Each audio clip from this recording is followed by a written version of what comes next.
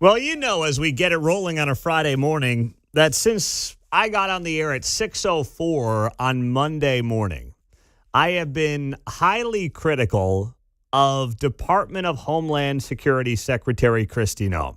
In fact, I said at 6:03 on Monday morning that President Trump should fire her.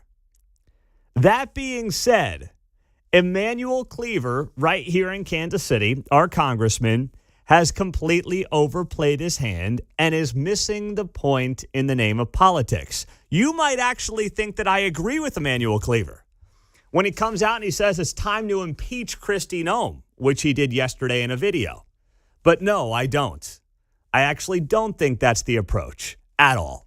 So Emmanuel Cleaver puts up this video yesterday, and great to be here with you on a Friday morning on KCMO Talk Radio. Stay warm. Going to be another. Mark's got his Seahawks beanie on today, so he's ready to rock. Go Seahawks. Emmanuel Cleaver put out a social media statement yesterday explaining why he wants to impeach Kristi Noem. And in classic Emmanuel Cleaver fashion, it made absolutely no sense. You mustard moo. All right. Wrong clip again. All right, here we go. Emmanuel Cleaver dropping this video yesterday. I want to make sure that you knew that I am a part of H.R. 996. That's a resolution calling for the impeachment of Secretary Kristi Noem, because what we're witnessing right now is not normal, my friends, and it is not lawful. This administration has turned cruelty to a policy, and they've placed chaos in the place of governance. How is this guy ever preaching anything? They have placed chaos in the place of governance, says Emmanuel Cleaver. What the administration is doing, you may not like. But to be clear, they're executing federal immigration laws that have been passed by Congress, which includes Democrats and Republicans over decades. You may not like it. That's fine. You can debate whether or not it's good policy, but it's not a legal policy. Now, as for what happened to Alex Preddy last weekend, well, those are individuals from Border Patrol who obviously are going to have to deal with their own legal ramifications potentially in the wake of that. But it has nothing to do with the policy of the administration, which is what Emmanuel Cleaver is trying to claim here. And under Secretary Noem's leadership, DHS has abused its power, trampled due process, and treated immigrant communities as targets instead of human beings. This is a betrayal of our Constitution, and it's a betrayal of the people we were all elected to defend. And so impeachment is not about politics, it's about accountability. And we've got to hold people accountable. Impeachment is not about politics. It's about accountability. Okay, Emmanuel Cleaver, I might have been born at night, but it wasn't last night. This is all about politics. That's all this is about. Do you really think that Donald Trump is going to change his beliefs, his stance on immigration, and what he believes and what he was elected on when it comes to illegal immigration because you may impeach Kristi Noem? No, this is only politics. There's nothing about this that is anything other than politics. That's all it is from Kansas City Congressman Emmanuel Cleaver. History will ask, what were you doing at the time that the United States was about to lose its democracy? Okay, now that right there from Emmanuel Cleaver is the kind of inflammatory rhetoric that leads us to some of what we're seeing in Minneapolis and elsewhere around the country. We are not on the verge of losing a democracy, Emmanuel Cleaver. We're not. You can say it today, tomorrow, Sunday, Monday, all day next week. We are not on the verge of losing a democracy. We're not. You mustard moo. It's exactly right. No, we are not on the verge of losing a democracy because you don't like the policies of the administration, and all they're doing is executing and implementing The federal immigration policies that Congress has had on the books for years. That is so wildly irresponsible, because what that does is, like, you know, I think most people between the 20-yard line, so to speak, hear that and they're like, okay, all right, you've lost me, Cleaver. You know, it's like, you've lost me. But in a country of 330 million people, there are enough people. Alex Preddy was one of them. Whether the shooting was self-defense or not, I don't know. Doesn't look great. I'll let a court of law decide that. What I do know is that it drives people who are struggling mentally, who may have issues, to say, oh my goodness, Emmanuel Cleaver says we're on the brink here. We've got to save our democracy. That's how you end up as an agitator. That's how you end up kicking out law enforcement vehicles' headlights. That's how you end up spitting at cops. That's how you end up putting yourself in a position where you can, God forbid, end up getting killed. It's rhetoric like this from Emmanuel Cleaver. And on a day when Tom Homan, the border czar who's now in control of operations on the ground in Minneapolis, held, I thought yesterday, one of the best press conferences anybody in this administration has held over the last year. It was responsible. It was trying to find agreement. It was respectful. It was all of those things wrapped into one yesterday from Tom Homan. He is the adult in the room right now in Minneapolis. And on that day, for Emmanuel Cleaver to basically put that whole thing on flames, and that's what he did yesterday in the wake of Tom Homan's speech, the Kansas City congressman took the adult moment from Tom Homan, who's trying to clearly calm down tensions up in Minneapolis, and just lit a flame to it. That's what Emmanuel Cleaver did. People 100 years from now will want to know what we all did. And I'm telling you, I want my children and their children to know that I stood up for the dignity, safety, and freedom of the people of Missouri's 5th Congressional District. Thank you, and Jon. The dignity and freedom of Missouri's 5th Congressional District there from Emmanuel Cleaver. Boy, that's awfully rich. Is it not, Jon? That was something else. I'm reminded of a movie called Singles, and the line was, desperation is the world's worst cologne.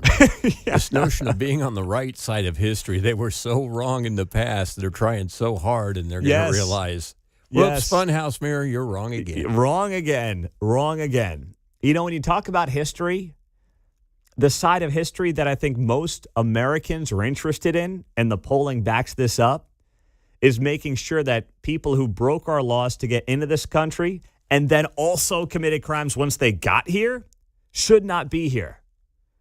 You want to talk about the right side of history? I'm pretty sure, I'm pretty darn confident that's going to be the right side of history. So I said 4 days ago when I started the show this week that Kristi Noem should be out of a job. That does not mean that I in any way support Emmanuel Cleaver impeaching her, because that's just political nonsense. And now what you're seeing, though, because we're in such dumb political times, there are people who are like, oh, we love Kristi Noem, because people like Emmanuel Cleaver want to see her fired. I've gotten this on social media. People suggesting that if you support Kristi Noem being removed as DHS secretary, that somehow means you're falling for the trap of the other side. No, I just don't think she's competent. I thought she was always way in over her head for this position.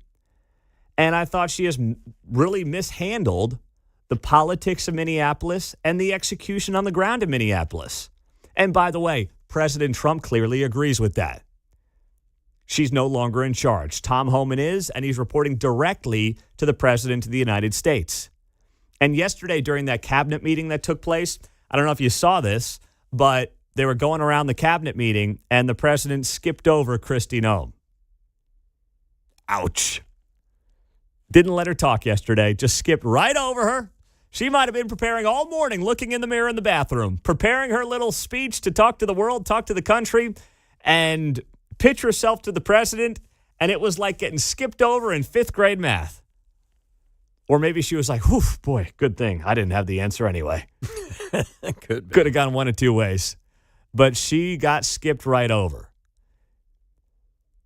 But that doesn't mean that Emmanuel Cleaver, when it comes to the impeachment of Kristi Noem, is anywhere close to being right. Trump should do it because it's the right thing for him and his administration, and I believe in the end the country. I would just put Tom Homan in charge. That's what I would do if I was him. But Emmanuel Cleaver being like, we're going to impeach her. No, you're just playing political games. That's all he's doing. 913-408-7957. That is how you join us on a Friday morning. We're going to have some fun this morning. We've got Bill O'Reilly on the show at 8:05. Do not miss that. He's going to be here. We've got a lot that we're going to be getting into with you as well. 913-408-7957 is how you join us on KCMO. Are the Chiefs inching closer towards a location? And are they going to steamroll, absolutely steamroll one of our area counties? We'll have that and more coming up with you on KCMO Talk Radio.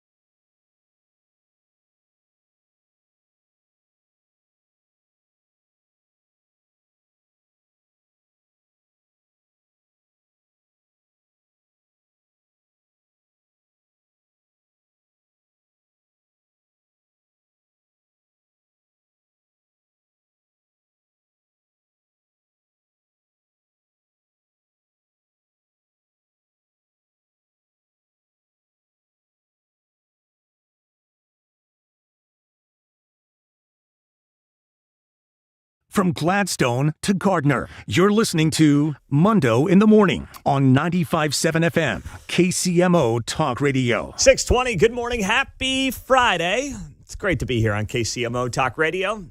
You know, it's kind of weird. We're sitting here 9 days out of the Super Bowl, and we haven't been talking football for the most part for like a month at this point. So it's kind of strange to be doing that in this town. But, of course, we've got the stadium drama, the news around that, and a potential update coming up here momentarily. Stephen is in Johnson County. We were just talking about Emmanuel Cleaver putting out a video yesterday where he said he supports and is co-sponsoring a bill to get Kristi Noem impeached. Go ahead there, Stephen. Well, you know, I told you, hello, how you doing? Good morning. I told you last week that sometimes people don't have a problem with what's happening. They have a problem with who's doing it. This is the case right here with him. He is a undercover Marxist, and Marxist works strongly to make God, replace God with government. Government is the way, and that's the type of person he is. Now, if he's that so concerned, and he's talking about the leaving a legacy with district, well, the 5th district is not nothing to be proud of. What is it, 35th the Prospect, 27th the Prospect, 31st the Truth? I mean, the people laid out on the street homeless.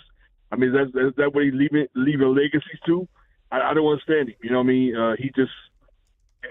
I look at Emmanuel Cleaver, and sometimes, and the sad part, I was having a conversation last night with our minister, and I said, do you realize that these people that they're catching are rapists?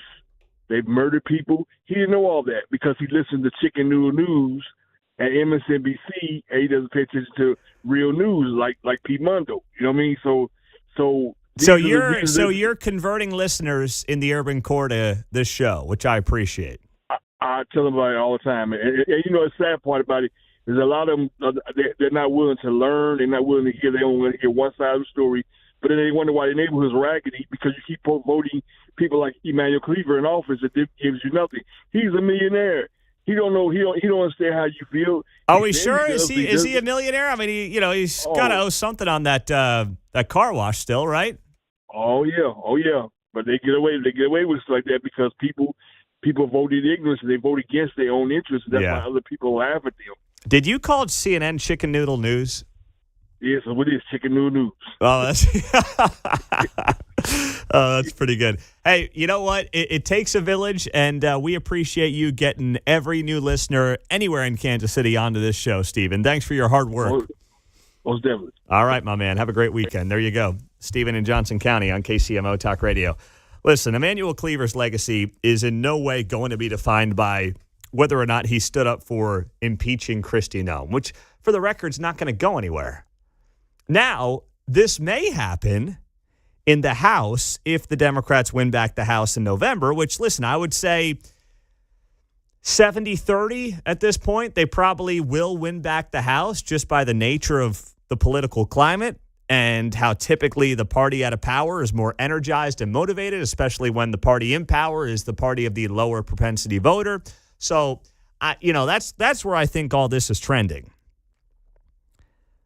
It will mean nothing. It will only be in the House, but that's just where I believe it's going to end up.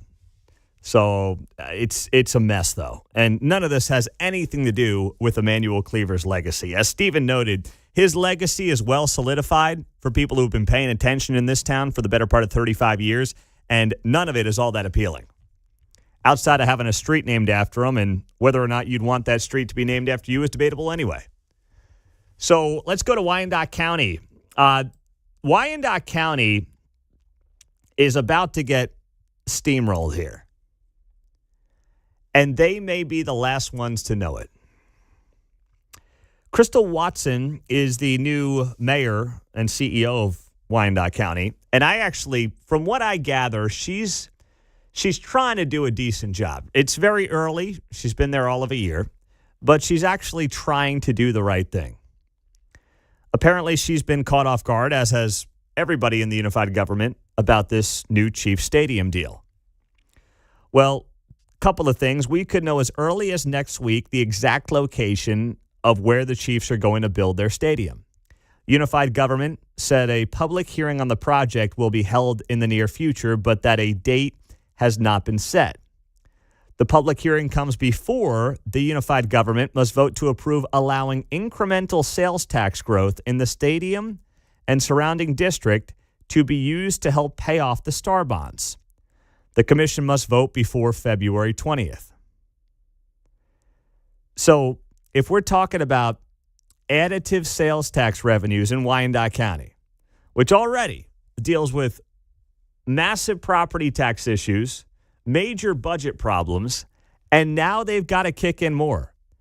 And by the way, Wyandotte County is using Star bonds as much as anybody, and you would think it's created some kind of panacea in Wyandotte County. Spoiler alert, it hasn't. So Crystal Watson really, at least publicly, doesn't know where the stadium's going to be. Nobody does. They're potentially going to be asked to kick in more sales tax revenues on the local level.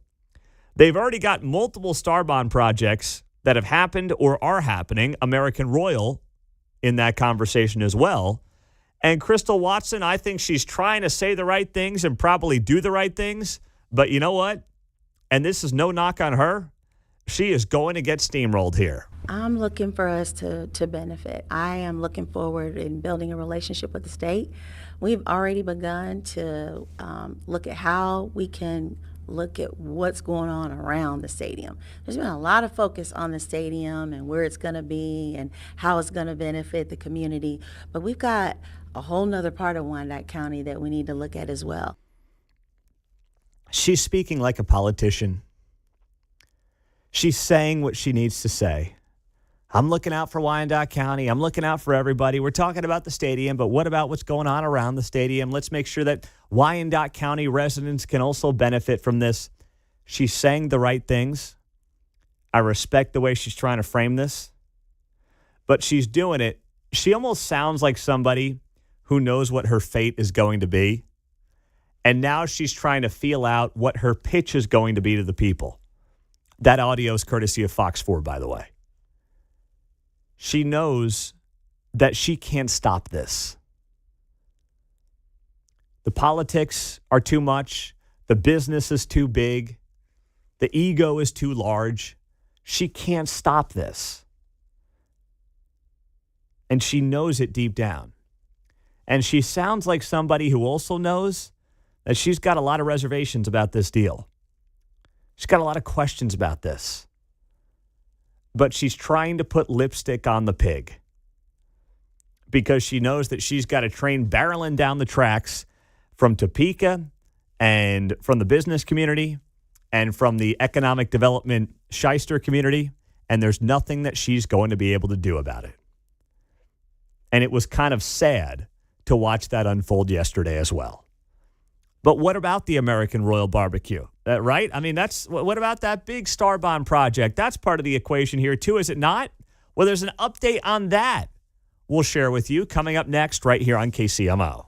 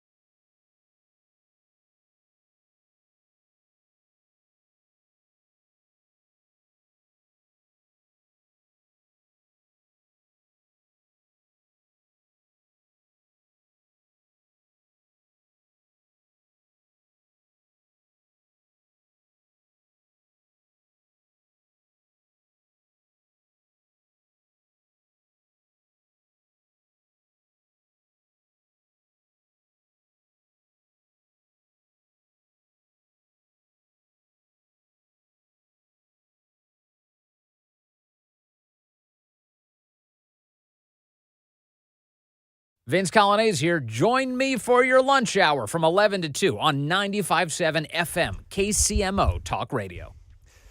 So last night, the American Royal Barbecue's new home, of course, that's something that has been a topic for going on, a decade at this point? My goodness. The American Royal's new home in KCK is officially moving forward. Last night, Unified Government approved the final piece of funding needed to complete the long-delayed project. Commissioners voted last night to approve the sale of Star Bonds to help fund construction of the new American Royal campus. So you get a Star Bond, and you get a Star Bond, and you get a Star Bond. How's a guy get a Star Bond around here? What do we have to do? Can we get the KCMO studios up in Wyandotte County just to take advantage of a Star Bond and giving them out like my kids getting suckers at the doctor's office? It's unbelievable. So this was the pitch yesterday, and here's what it sounded like on Channel 9 talking about this news and this vote in Wyandotte County, which, by the way, on the cost of this is expected to be $375 million. Now, if you think that's a lot of money, remember, that's only 1/10 of what the Chiefs Stadium project is going to be. Put that into perspective here, all right? I mean, that's unbelievable when you think about it. They are excited they can move forward. The estimated costs have increased about $25 million from their initial estimates. It's now up to $375 million. The American Royal will expect to sell about $93 million in bonds, but tonight vote allows up to $123 million. So there's quite a bit of wiggle room.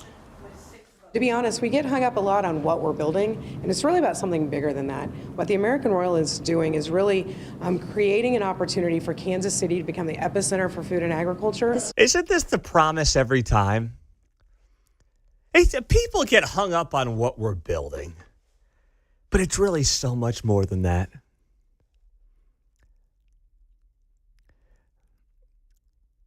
It's like when you propose to your significant other, don't get hung up on the ring, baby. It's about us. It's about so much more. Don't let the ring define us. We go deeper than that.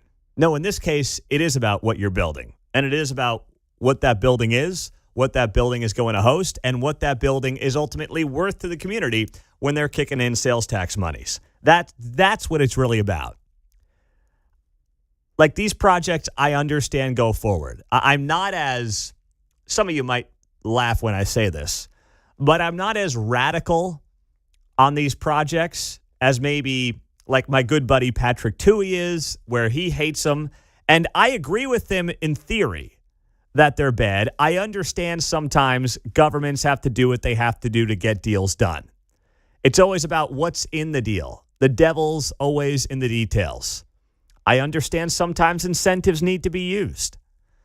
But this is eerily reminiscent to the Chiefs deal in the sense of the people promoting it are saying a lot of the same stuff. Oh, this is about so much more than a building. Oh, this is about putting Wyandotte County on the map. KCK's on the map now with the Chiefs. And oh boy, the American Royal, we are on the map. The epicenter. What was her words? The epicenter of food and agriculture. It's like, I'm pretty sure most Wyandotte County residents, and I'd love to hear from you right now at 913-408-7957. I'm pretty sure that when the run-of-the-mill Wyandotte County residents is waking up this morning, they're not thinking about whether or not the American Royal makes them the epicenter for food and agriculture. They just want to get a decent batch of groceries at a decent price. I think that's what they're thinking about when they think about food and agriculture. They're not out there thinking about, boy, you know, I'm so glad we're going to be the epicenter for food and ag, courtesy of the American Royal. But I might be wrong. Text line is open, 913-408-7957. Let's continue, Channel 9. It's just bigger than just our residents. They get to benefit from it, of course, but overall, I am really excited about American Royal being here. And you can hear that excitement in their voices. Now, there was a second vote here tonight that allows the American Royal to buy the building materials sales tax free. We're live in Wyandotte County. Brian Johnson, KMBC 9 News. So they also get to buy what they need to build the American Royal without using sales taxes or without paying sales taxes. All the building materials, that's millions of dollars, is now sales tax free. How about that? That's not a bad deal. And let's just say, and I'm totally ballparking here. Somebody in construction might have the answer more than I will here. But I mean, if you're talking tens of millions of dollars in, tens of millions of dollars in local sales taxes, I mean, what are we looking at here? We're looking at least seven figures in sales tax revenues that Wyandotte County is now not going to get after they say the American Royal can build or purchase building materials sales tax free, further reducing construction costs as the work continues. Well, that must be nice.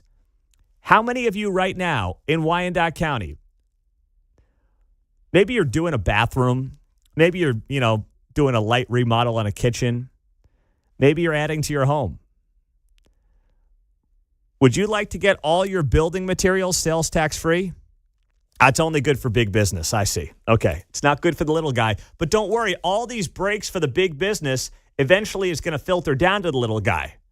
Oh, you mean that's not true either? Oh, geez, boy, so the whole thing's one big scam, huh? Yep, it is. That's exactly what it is. And this is going on a decade now, a decade. And to have this going on in the background of the Chiefs deal is extra insulting up in Wyandotte County. You guys are going to get it. And I feel bad. I really do feel bad because none of this has trickled down to the Wyandotte County resident. But you know what? Johnson County will drive in and Northland will drive in and parts of Jackson County will drive in for American Royal and Chiefs games. And then they'll drive right back home. Wyandotte County will be footing a pretty big bill for all this. But don't worry. Eventually, you're going to see some benefit. Wink, wink, nod, nod. Just keep waiting a little bit longer. 6:40 on a Friday morning on KCMO Talk Radio. Thanks for joining us on KCMO 95.7 FM. You can always stream us on the KCMO Talk Radio app. So last night was a pretty funny moment. Yesterday was a busy day for the President of the United States. So, there's obviously everything going on in Minneapolis. Day starts. Tom Homan does this big press conference. And Trump's doing multiple events. He has that big cabinet meeting yesterday where they go around the table and everyone talks about what a great job he's doing. And, he's amazing. No one could do it better. Best of all time. You'd beat Abe Lincoln one-on-one, no doubt. You'd crush him in, a mano-a-mano matchup, the whole thing, right? And then last night he also has the screening of Melania, the new movie that's dropping. And that was at the Kennedy Center in Washington, D.C. So Trump's doing a red carpet. I mean, this guy's everywhere. He's everywhere. And he gets asked one of the great questions of all time when he was asked this. I believe you'd be the man you are today if you hadn't met your wife? That's an interesting question. I better be very careful with it. It's a very dangerous. He's asking me a very dangerous question. I think she's really been a great help. She's done a great job. Very respected, very smart, very measured, very measured. Sometimes when I'm not so measured, she measures you, but no, she's done a great job and very, very influential in terms of the administration, yes. That's a dangerous question, he says there. Would you be the man you are today without your wife? That's not a dangerous question, actually. I mean, with all due respect to the president, that's like the easiest question you could ever be asked. She's standing next to you. You look at that reporter, you talk into the microphone, and you say, yes! Yeah. Yes, it's a one-word answer. Or I should say no, you would not be the man you are today. Sorry, even I answered that wrong. The coffee hasn't quite hit yet. You answer the question by saying no. Here it is. I believe you'd be the man you are today if you hadn't met your wife? Would you be the man you are today if you hadn't met your wife? One-word answer. No. It's that simple. That's it. You say no. And then you go to the next question. But Trump's kind of bouncing around it. Oh, very dangerous question. Super dangerous. Can't be. Oh, boy, this guy's trying to get me in trouble. I mean, what Don could have said if he wanted to be a wise guy is be like, well, which one? But, you don't want to go down that road. So you just look at the reporter and you say, No, I would not be here today. I would not have won 2 terms in the White House if I did not have Melania by my side. That's all he needs to say. That's it. But it was, if you haven't seen the video, it was a hysterical moment last night on that red carpet. Coming up, hour 6 at 6, top 6 stories in the 6 o'clock hour on KCMO.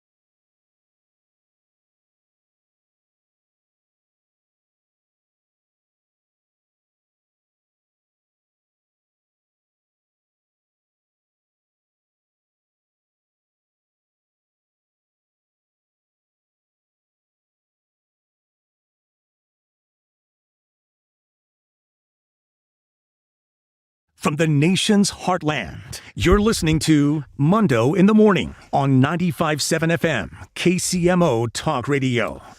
Thanks for the good news there, Luke Doris. I appreciate it. Luke Doris has not had good news in like 2 weeks. Maybe it's 3 weeks at this point. I don't know. But I'm getting to the point in this weather cycle where I'm getting mad at the weatherman because I don't know who else to be mad at. But this is just too much. It's time for the 6 at 6 on KCMO Talk Radio. Number 1. Well, the President of the United States has announced and nominated Kevin Warsh as chairman of the Board of Governors of the Federal Reserve. He has been picked by the president to replace Jerome Powell, and this is obviously something that's been a long time coming. The decision culminates a process that officially began last summer, but started much earlier than that. Trump's been locking horns with Powell for years now, even though Powell was technically Trump's pick. Trump said in a Truth Social post here 30 minutes ago, "I've known Kevin for a long time and have no doubt that he will go down as one of the great Fed chairmen, maybe the best." Not as good as I would have been, but I can't do everything around here. Trump says here that he has picked Warsh, 55 years old. And listen, he's going to be a Trump guy. He's obviously going to potentially get interest rates down. This comes 2 days after the Fed announced it would not lower interest rates. I don't think the Fed should lower interest rates. This is something that Steve Moore talked about yesterday on the show. Trump is happy with the dollar being devalued. In his estimation, if we have a lower valued dollar, we can do a better job of exporting goods. That's part of the reason he likes it. I don't think it works out at all for Main Street. The dollar has been down 11% over the last year. That's not good. Okay? I mean, I can call myself a trillionaire if I have $1 trillion in Tanzanian currency. If it's worthless, it doesn't matter. We want and need a strong dollar. Because the only people who are going to be able to stay ahead if the dollar doesn't hold its value are people who own assets.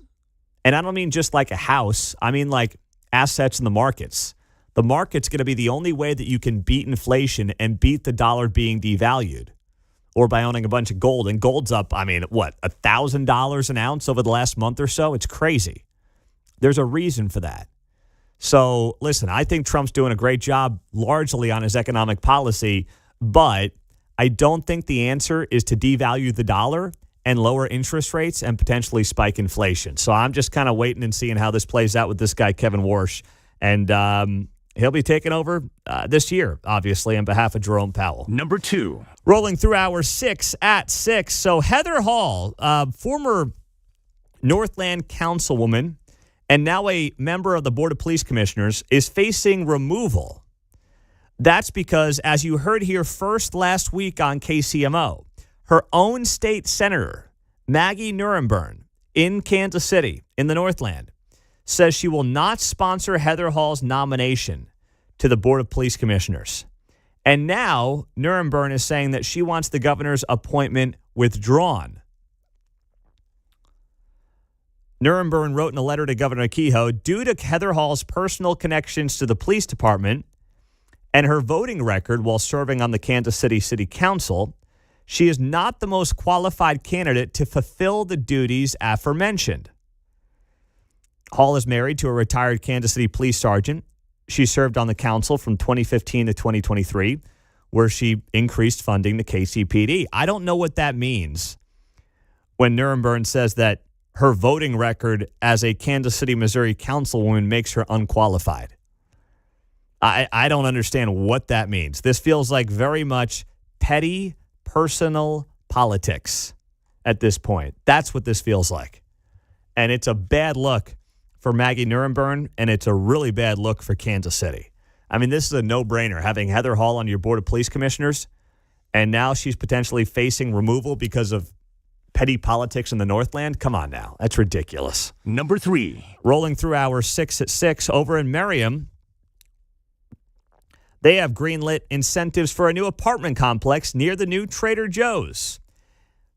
Kansas City Star writing here, in order to bring a multi-million-dollar redevelopment to life that will be home to a beloved grocery store, the Merriam City Council agreed to shuffle some incentive boundaries to make sure the developer can lift the housing portion of the project off the ground.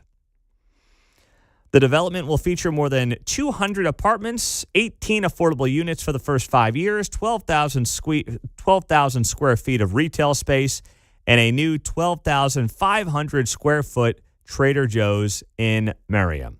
So this is something that was approved by the city council, and this is going to be on IKEA Way, West 62nd Terrace, and Shawnee Mission Parkway. That is where that's going to be located. Number 4. Next up in our 6 at 6. Well, as we told you earlier, the Chiefs may be closing in on an exact location in Wyandotte County. We could know as early as next week. The unified government of Wyandotte County said a public hearing on the project will be held in the near future. The public hearing comes before the unified government must vote to approve allowing incremental sales tax growth in the stadium and the surrounding district to be used to help pay off star bonds. The commission must vote by February 20th. So they've got a couple of weeks, and that's why they also need to know where the location is. Could you imagine voting on this without having any idea where it's actually going to be? This thing is so out of order and so out of whack, but also so predictable. Number 5. Okay, so this is something, I think this story got buried. Maybe some of you saw this. But the Spanish government has announced a plan to legalize the status of 500,000 illegals. No, yeah, absolutely. This will be available to foreign nationals who do not have a criminal record and can prove they lived in Spain for at least 5 months prior to December 31st of 2025. Elma Saez, Spain's Minister of Inclusion, Social Security, and Migration, calls this a historic day for our country. The measure will provide beneficiaries with an initial 1-year residence permit, which can then be extended. Requests for legalization are expected to begin in April, and the process will remain open until the end of June. It's believed that the number of undocumented immigrants in Spain has risen from 108,000 in 2017 to 838,000, an 8-fold increase in 8 years. That is unbelievable. But like many of these European countries, they've totally lost their culture. Their birth rate is worse than ours. It's totally in the toilet. No one's having kids in Europe. I mean, their birth rate makes our birth rate. Looks like we're having babies left and right here, and we're not doing a very good job. We are not even at replacement rate in the United States, but they're way worse than us in most parts of Europe. I didn't realize the numbers were that crazy. 8-fold increase in illegals in Spain over the last 8 years. And now they're going to legalize 500,000. Unbelievable. Number 6. And lastly, the Winter Olympics start 1 week from today. And early news this morning that Lindsey Vonn crashed in her final downhill race Friday before the Olympics and was airlifted from the course for medical checks. Not a great sign. Lindsey Vonn is 41 years old. I mean, that's amazing that she's still doing it at 41. And this is 1 week before the Olympics set to begin. She's the third skier to crash in the World Cup race. Lost control when landing a jump and ended up tangled in the safety nets on the upper portion of the course. So we'll see what this means for Lindsey Vonn 1 week out from the Olympics set to open up next Friday. I'm excited. The girls like the Olympics, so I'm excited for that. Coming up next on KCMO, there's your 6 at 6. How is corporate America doing after this wild national news week? We'll touch on it next.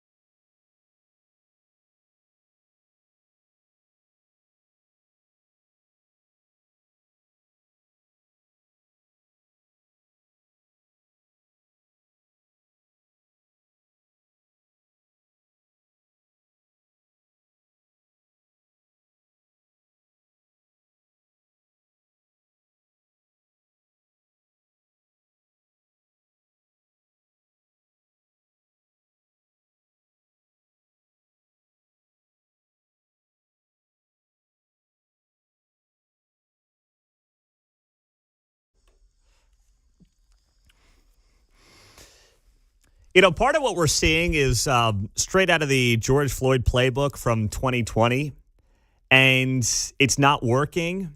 And I think that's a testament to corporate America learning from the mistakes that it made 6 years ago now. That's the obvious conclusion that I keep coming back to. 7:04 on a Friday. Thanks for being here on KCMO. Bill O'Reilly will join us in 1 hour.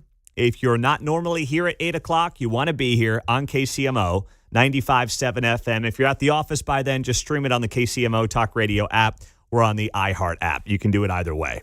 So there is a push, and I think there has been a push through some of these protests, these agitators you've seen up in Minneapolis, some of what you've seen in the media, to try to get corporate America to buy in on the anti-ICE narratives that have been pushed for weeks all over the country. And thus far, to the credit of corporate America, nothing's come out of it. There's been no black squares being put up on social media by multi-billion-dollar companies. There's been no official statements from the CEOs or the DEI coordinators of these places saying we stand in solidarity with. They've largely just sat on the sidelines. And by the way, that's what they should do. In the words of Michael Jordan, Republicans buy sneakers too. It was one of the great mistakes from 2020 that was made by corporate America and by major American institutions like the NFL and the NBA and everybody else. And there have been moments, I know, they canceled a Timberwolves game last week, but let's be honest. Nobody cares. It's irrelevant. It has not been a league-wide thing. It has not been a corporate America-wide thing. It just hasn't been. I think most people have seen what's happened in Minneapolis, and I mean most people between the 20-yard lines who have been like, you know what? We should be removing people who are here illegally and breaking the law on top of that. What did Kevin dub these individuals yesterday? Double illegals or something like that? He had some line to start the show. And it was a good line because he's right. I mean, everyone who's come here illegally has broken a law. Now, if you committed crimes while being here illegally, well, that's, you're a double criminal theoretically, right? I mean, that's a very fair way to put this. Removing those people is an incredibly reasonable and frankly expected policy for any administration to have. Now, does that mean that the Alex Preddy shooting was a justified one? Debatable, gray area. Renee Good, to me, much more justified based on the videos that we've seen thus far than the Preddy one. But either way, I mean, this is something that's going to play out, obviously. You have not seen corporate America jump to this conclusion of, oh my goodness, we have to give our opinion. We have to put out a statement. We have to make sure that we show the protesters we are standing in solidarity with them up in Minneapolis. And at this point, they're agitators. They're not really protesters. That's been welcomed. They've learned their lesson. There is no reason for them to get involved in any of this right now. There just isn't. Now, with that being said, there are some protests happening today here in Kansas City. But once again, it is mostly very small and local businesses. The headline here in the Kansas City Star, businesses around Kansas City are closing and cutting hours for an anti-ICE nationwide strike. Once again, you think this is somehow just all grassroots? Come on. This just reeks of careful coordination from dark money, not just here in the United States, but all over the country. And that's part of what I'm going to ask Bill O'Reilly about, because he was the first one to report this week that there's money from this guy in China that's coming into the United States to fund these groups that are organizing these protests all around the country. So today, by the way, John, you've got 3 chances today, 3 different outfits today, okay, that you can put together because there are 3 different protests I have for you here. I was noting some of the places closed, and there'll be some of the same individuals. Oh, the World Cup didn't give us any boost. I know. That kind of stuff. So three times, 3 locations. You ready for this? Okay. All right, 2 p.m. at the U.S. Department of Homeland Security's local headquarters in Kansas City. Then at 3 p.m., so you got a quick turnaround. You're going to have to change in the car for a new outfit. 3 p.m., World War I Memorial Park. And then 5 p.m., starting to get chilly, so you want to have your warmest outfit for 5 o'clock today. 5 p.m. in downtown Kansas City.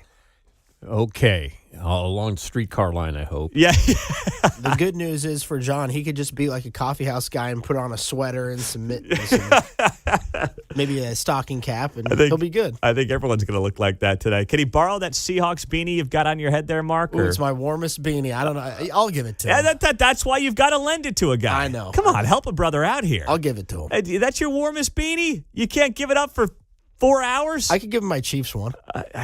No one wants the Chiefs beanie right now. They want the Seahawks That's true. beanie. That's true. All right? Pulling for the NFC here. One thing we can all agree on right now. Organizers are calling for people to not attend school or work today. Well, I guess we missed that memo. We're already here. I'm getting my signs printed up, and I'll just stand there holding it. It says I'm with stupid, and the arrows point to the left. You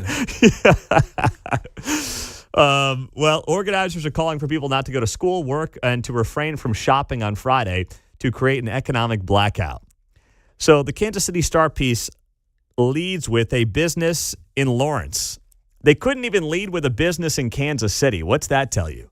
They lead with a bookstore in Lawrence, Raven Bookstore, right on Mass Street. According to its social media, they are closing today, and they're giving their workers a paid day off. Wow, what an operation. We're going to lose money today to stick it to ice as Tom Homan continues to work today up in Minneapolis. All these O&Os close and then whine that the chain guys beat them out. You know? I mean, come on.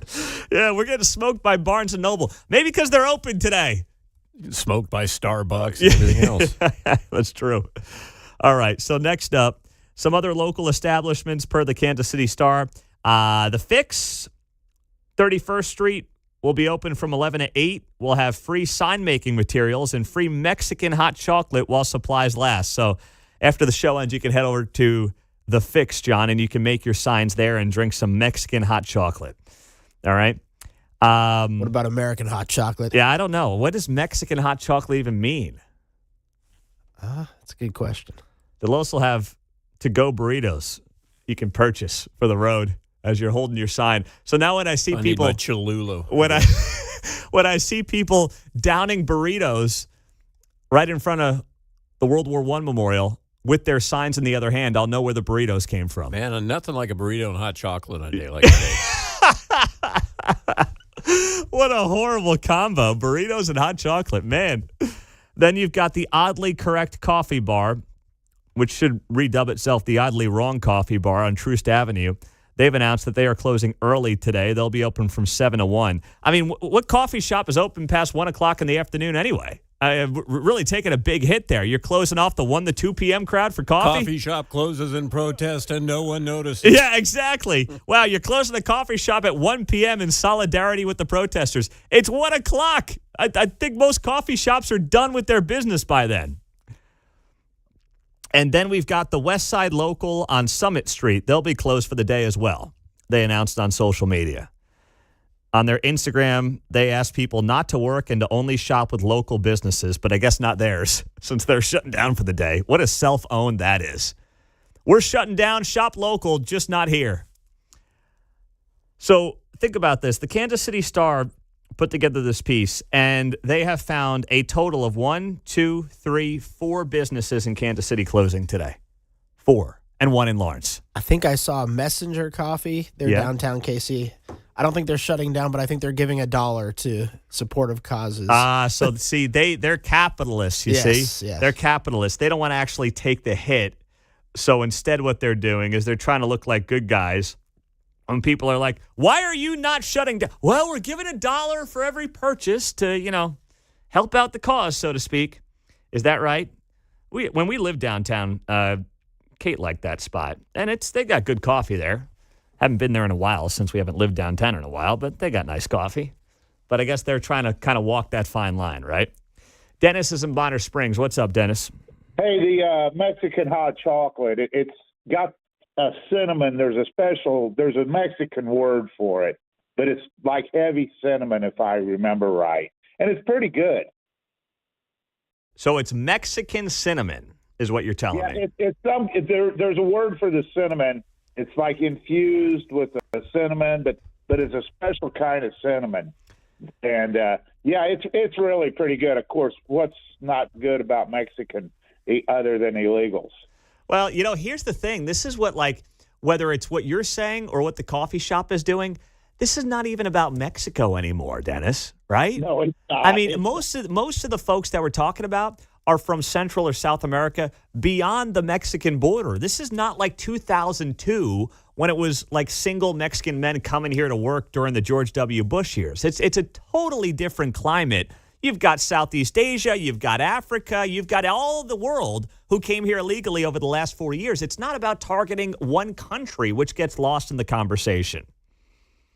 You're totally right. I had it a lot with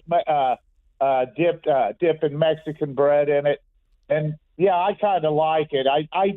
Maybe I didn't hear your whole conversation. I know you were talking about immigration and the protest, but it's pretty good. I mean, well, you know what? Maybe in solidarity, I'll have some today. Cayenne pepper a little bit in there makes it a little spicy. Oh, that's good. All right. Well, maybe I'll have to get some today. I'm not sure I'm going to go to that restaurant or that coffee shop downtown, but maybe I'll figure that out. Bill O'Reilly's Morning Update's coming up. 913-408-7957 is how you join us on KCMO Talk Radio.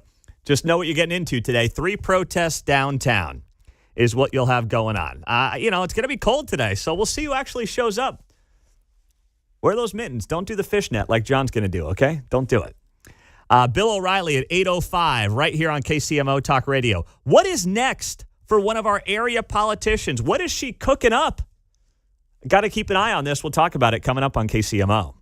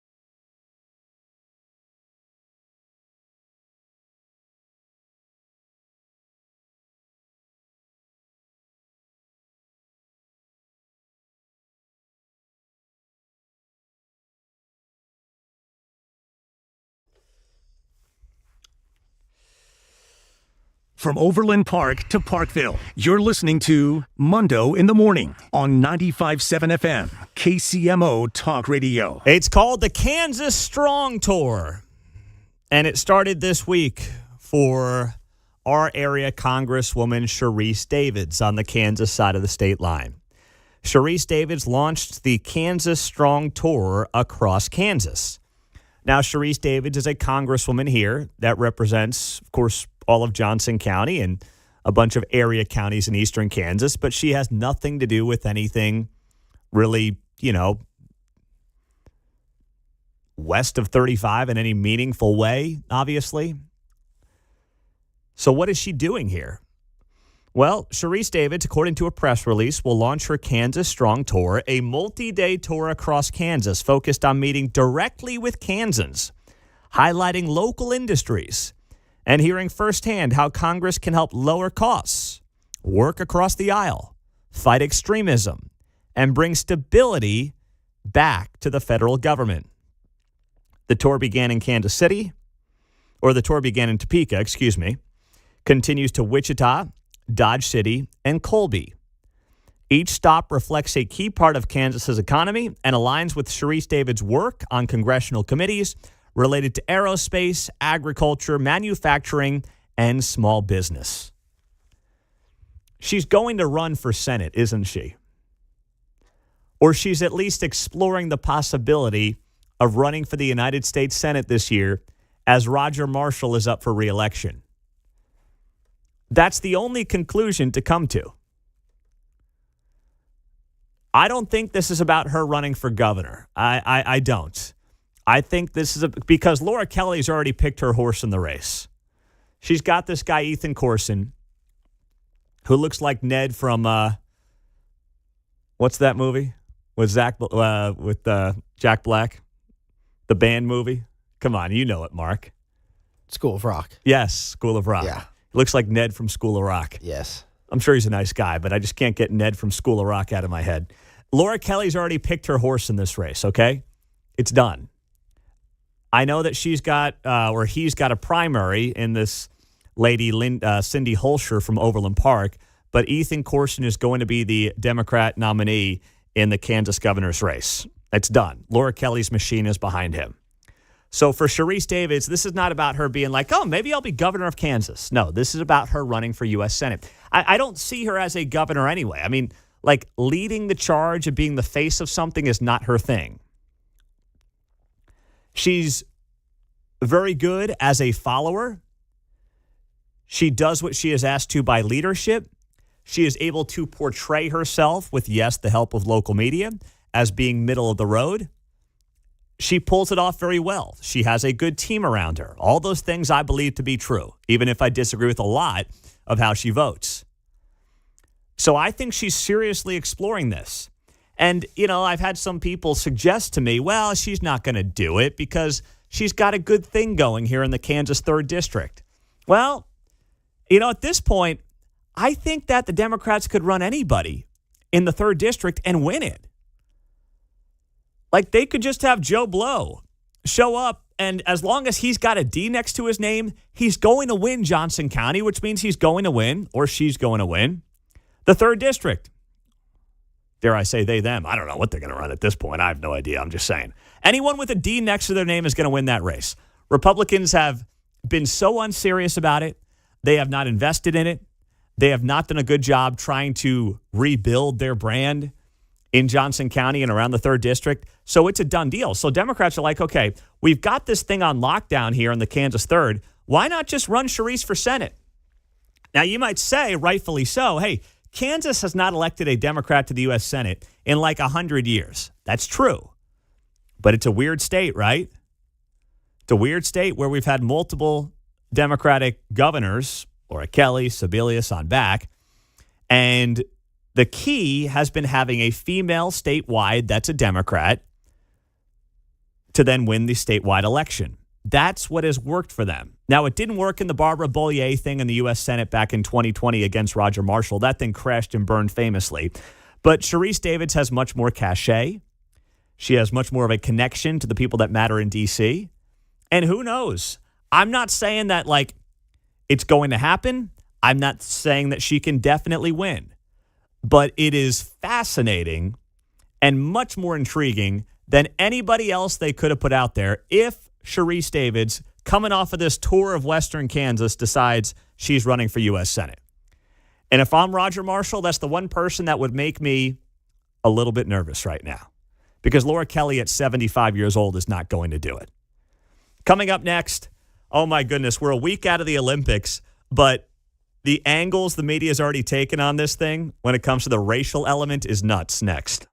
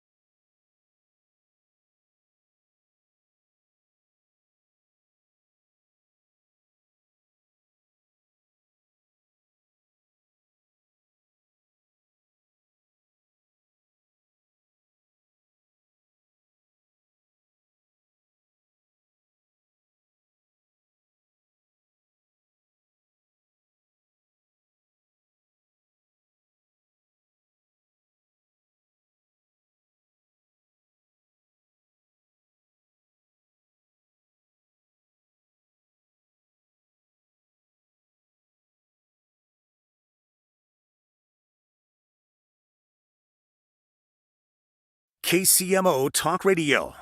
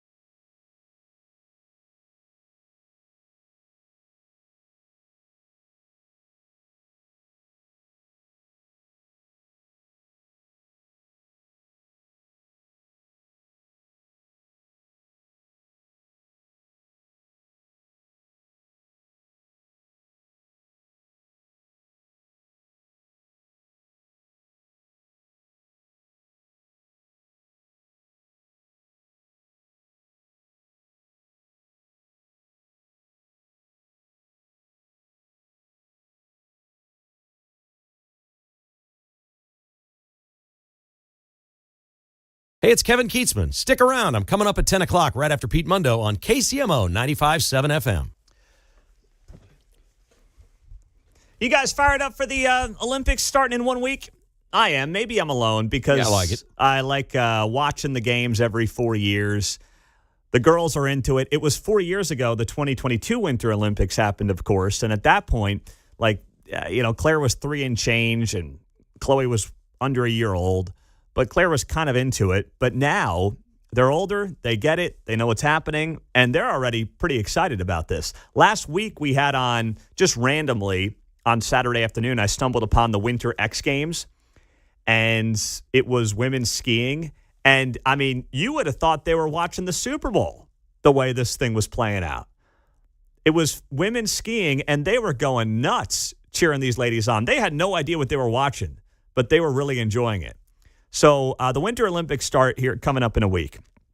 And the Associated Press has decided that one of the things they need to highlight ahead of these Winter Games coming up in Italy starting 1 week from today is the fact that there is not enough diversity within the athletes of these European countries in particular, where they have had mass migration, of course, but the Winter Olympics teams no longer properly represent the makeup of these countries. I kid you not. Immigration from Africa and the Middle East is changing the demographics of Europe's top winter sports countries, but that hasn't really translated to their largely white rosters heading to the Milan Cortina Winter Olympics. For instance, Team Sweden is almost entirely made up of ethnically Swedish athletes, which is hardly a reflection of the country's diversity, as Sweden has welcomed historic numbers of asylum seekers in recent decades. Experts point to social, financial, and geographical barriers and believe there needs to be a big cultural shift for anything to change. And research shows the single biggest influence behind children getting into and maintaining an interest in sports is their parents. For second-generation immigrants whose parents may be unfamiliar with the sport, young athletes may have a harder time garnering the support that they need. My parents made me nervous because they felt scared. They felt maybe I was also out of place, maybe it's something dangerous, maybe it's something I don't belong to, but I proved them wrong. There are also financial and geographical factors at play too. Immigrants typically live in major urban areas, away from skiing hubs in the mountains, and are in less privileged economic positions. Participating in winter sports can be very expensive. While some countries like Sweden offer programs to young children that give them access to free ski equipment and the slopes, experts also believe that more needs to be done by winter sports to improve accessibility, specifically for immigrants and underserved communities. That is from the Associated Press. All I can say is I am looking forward to being on the 100-meter dash team for the United States in the summer of 2028, just to give some diversity to the sprinting community here at Team USA. Gray hairs represent. Yeah, and white skin too, you know? I mean, come on. Sports is a meritocracy. And let me add this as well. It's like they want all these Olympic teams in Europe to look like Cool Runnings. That's all I could think of, right? They wanted it. The Jamaican bobsled team did make it, by the way. Did they? Year, yes. Oh, good job. All right, so the Jamaican bobsled team did make the Olympics. I'm happy about that. Here's the thing. The Associated Press wants Sweden, Norway, Finland, everybody to look like the Jamaican bobsled team. And if that doesn't happen, they're going to be very disappointed starting next week. Gee, a majority of the team is comprised of citizens of that country. Oh, brother. It's exhausting, isn't it? Yeah. There's a reason Algeria doesn't have a ski jump. Well, team, right? Yeah, they're not interested. And when they move, they're still not interested. Well, they're still getting used to the climate, man. Mm-hmm. Come on. That's what I was thinking. You're not going to import somebody from Africa and have them be really good at a winter sport in like a year. No, well, that's the thing. Like, leave the immigration policies of these countries aside for a second, right? Common sense would tell you if you have an influx of immigration from, let's say, parts of Africa and the Middle East to places like Sweden, it's going to take them a generation or two to get acclimated to the climate, to the culture, to what these places, are passionate about. It's not like you just show up from East Africa and Norway and you're like, all right, where's the ski slope at? That's not how the world works. They want to be away from the ski slope. They're like, what? How did I end up here? I mean, yeah, I guess it's better than my hometown where I'm eating bugs.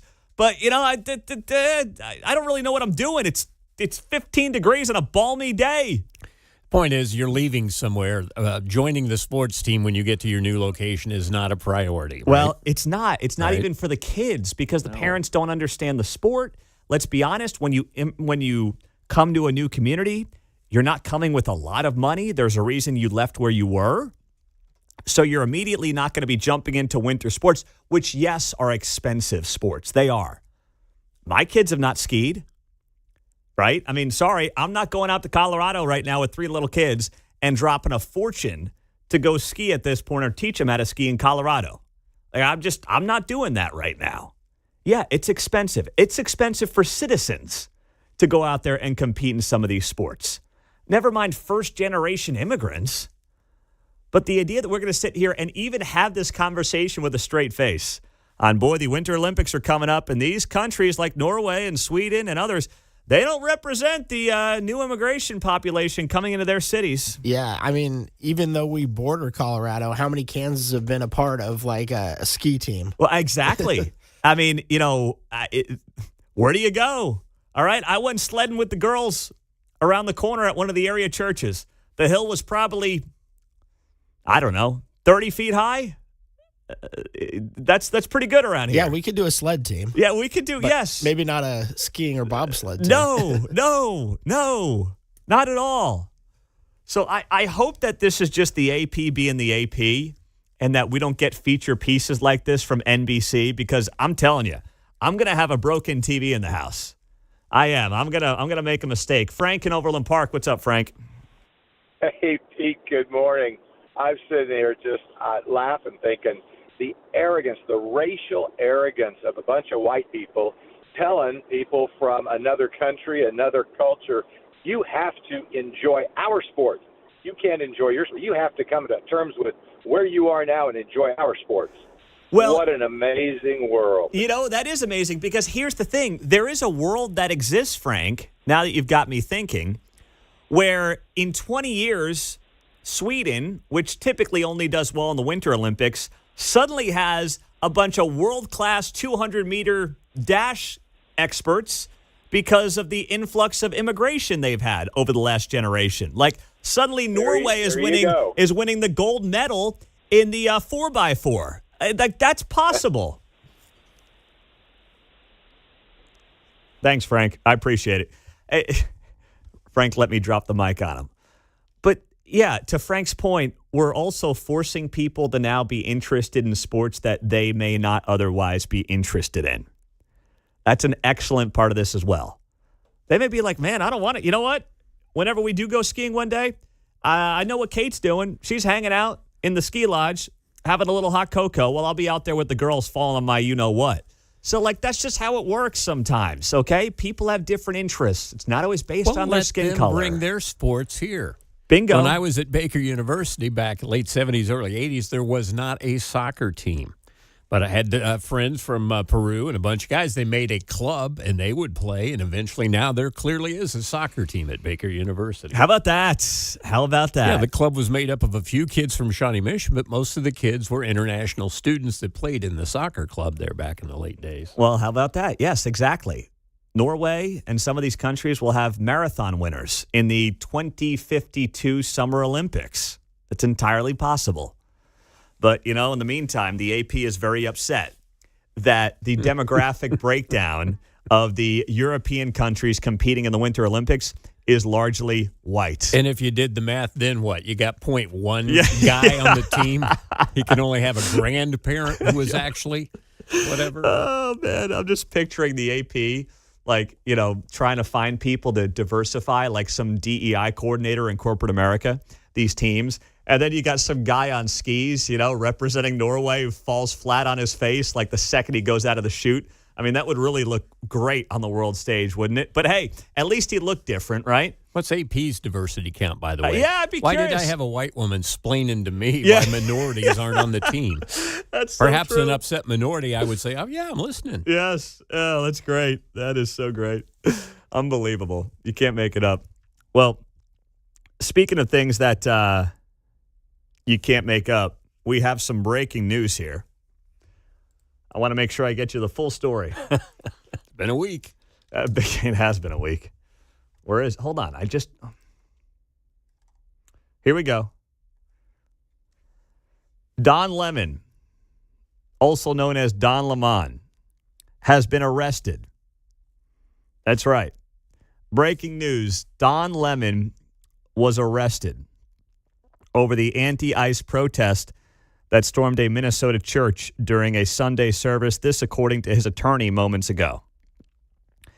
Don was taken into custody by federal agents last night in Los Angeles, where he was covering the Grammy Awards. Lemon spent last night in jail, and he's expected to make a first appearance in court sometime on Friday. This, according to Brian Stelter, the chief media analyst and human showed at CNN. There's a team. Yeah, there's a duo. His attorney maintained that the frequently fired correspondent was part of the pack that stormed the St. Paul Church merely while working as a journalist, making it constitutionally protected work. Yeah, because Don Lemon likes to hang out in St. Paul in the middle of January and just stumbled upon this riot in a church. Are you kidding me? And no, you don't get to keep the jumpsuit. Don's attorney says that he will fight these charges vigorously and thoroughly in court. Wow. Okay. All right. Well, this breaking news here in the last few minutes, Don Lemon arrested last night. What do we know? More details coming up. And Bill O'Reilly is going to be here just after 8 o'clock. So this will be, obviously, now one of my first questions to Bill O'Reilly after the arrest of Don Lemon right here on KCMO Talk Radio 95.7 FM.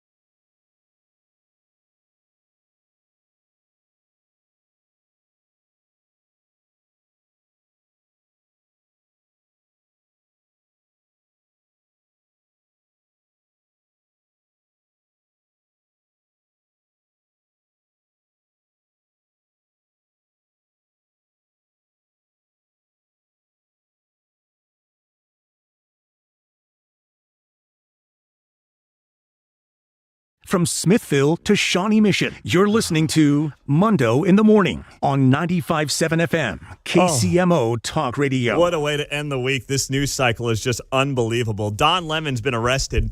Former CNN anchor arrested last night, according to his own attorney. This news just breaking here in the last few minutes over the anti-ICE protest that stormed a Minnesota church during Sunday service about a week and a half ago. 2 weeks ago from this Sunday is when this happened. He spent the night in jail. He's expected to make a court appearance sometime today, according to Brian Stelter, his former colleague over at CNN. I think he's texting Stelter from the can. How's that working? His attorney says that Don will fight these charges vigorously and thoroughly in court. So it's not immediately clear what charges Don Lemon is facing. He's been accused of violating the Enforcement Act of 1871, which bans interference with certain civil rights, such as voting or serving on juries, or in this case, the right to practice one's religion. Also known as the Ku Klux Klan Act, it originally created to prevent the racist terrorist group from paramilitary vigilantism. So that's the allegation. That's what's believed to be potentially tied to the charges of Don Lemon, who once again was arrested last night while covering the Grammys. Wow. Now, if you missed it, Don Lemon was in this church in St. Paul 2 Sundays ago. And, I mean, listen, what he says here is not illegal necessarily, but the way he was treating this pastor in this moment was so offensive and so gross. What do you think of this? I mean, this is unacceptable. It's shameful. It's shameful to interrupt a public gathering of Christians in worship. But there were folks who will say, I have to take care of my flock. Okay, my but listen, we live in there's a constitution in the First Amendment to freedom of speech and freedom to assemble and protest. Yeah. We're here to worship. We're here to worship Jesus because that's the hope of these cities. That's the hope of the world is Jesus Christ. I want to be very respectful. Please don't push me, though. We're here to worship Jesus. Yes. That's why we're here. Yeah. Okay, that's why we're here. Okay. That's what we're about. Don't you think Jesus would be understanding we're about and love these folks? We're about spreading the love of Jesus. But did you try to talk to them as a Christian? No one is willing to talk. Okay. I have to take care of my church and my family, so I asked that you actually would also leave this building. You don't want us to chronicle what happened? Unless you're here to worship. I'm always worship. I'm a Christian. We're here to worship. Yeah. We're here to worship. Okay. Thank you very much. I appreciate it. All right. I'm not here to question and debate Don's Christian credentials. We're all sinners, but that was awfully rich at the end, was it not? And by the way, it's amazing that Don Lemon had the success he had in his career. The guy's 59 years old. He was a network-level anchor at one point in his career before getting fired.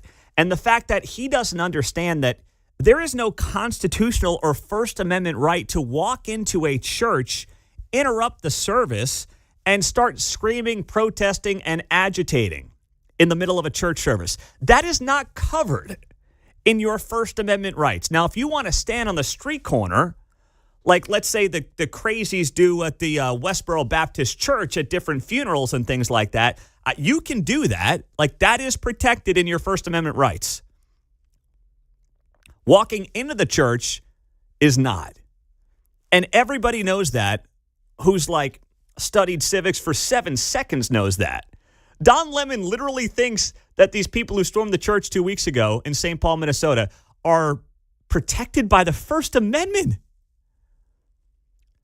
My good, he should be put in prison for his lack of knowledge as a reporter. That's what he should be put in prison for as much as anything else. How do you even say that? If an 18-year-old said that at KU in like an intro to civics course, you'd be like, no, hold on a second here. No. You got it all backwards. You don't know what you're talking about. But a 59-year-old man who at one point was a network anchor making absurd statements like that? Wow. So Don Lemon spent the night in the can. I hope he had a great time last night. And now we'll see what those charges are as he gets set to make a court appearance coming up today. Wow. What a news week. Ask for the OJ suite, maybe. Be careful what you wish for, man. We've got Bill O'Reilly in 10 minutes. He's going to join us. We will obviously ask him about this and much more here on KCMO. So we've got Bad Bunny doing the halftime show here for the Super Bowl, right? That's coming up in 9 days. Mark's got a Seahawks beanie on this morning. The warmest beanie he's got in his arsenal of beanies. He's going to lend it to John for the protest coming up in downtown Kansas City today. Tommy Tuberville was asked about Bad Bunny, and here's what he had to say. This is the U.S. Senator from Alabama and a former college football coach at Auburn and elsewhere. Unfortunately, we've got, I call it the woke bowl, because we're getting more and more woke, and we got Bad Bunny or Bad Rabbit at halftime.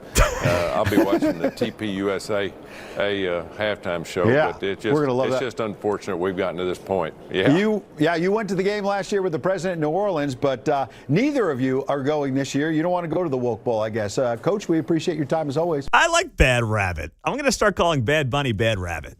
But here's the thing, Mark, there is no Turning Point USA halftime show still, as far as we know, right? I mean, there's nothing there. Yeah, they're advertising it's going to be on TBN and on all their socials, but there hasn't been any artists. So we're 9 days out and they don't have any artists announced? Yeah, at least not announced, which you'd think that if they had one, that they'd announce it. So this is going to be on the Trinity Broadcasting Network, the Turning Point USA halftime show. Maybe they're waiting for a big rollout next week. I mean, I hope they got something lined up at this point, because we're up against it. I mean, God bless Erica Kirk, but I don't want to see her doing karaoke to Mariah Carey or something like that next week. I need some real artists here. And if they're leaning into the Trinity Broadcasting Network, theoretically, you might have, I don't know, a Christian music star or something to kick in with a halftime show. I'll turn it on. I just got to know who it is and what to watch here, because right now they don't have any information around this thing. So you want to hear something wild? I don't want to give all the details just yet. But my mother-in-law came into town yesterday, and I found out that someone in our family is going to be performing with Bad Bunny at halftime. Now, I don't mean like musically performing, but someone in my family, in our family, will be a part of the halftime show with Bad Bunny. And I was like, what? I can't believe I didn't know. I mean, neither of us knew it. But yes, that is happening. And as soon as I can share more, I may have to wait till after the Super Bowl. I will share it with you here on KCMO. Bill O'Reilly is coming up next on KCMO.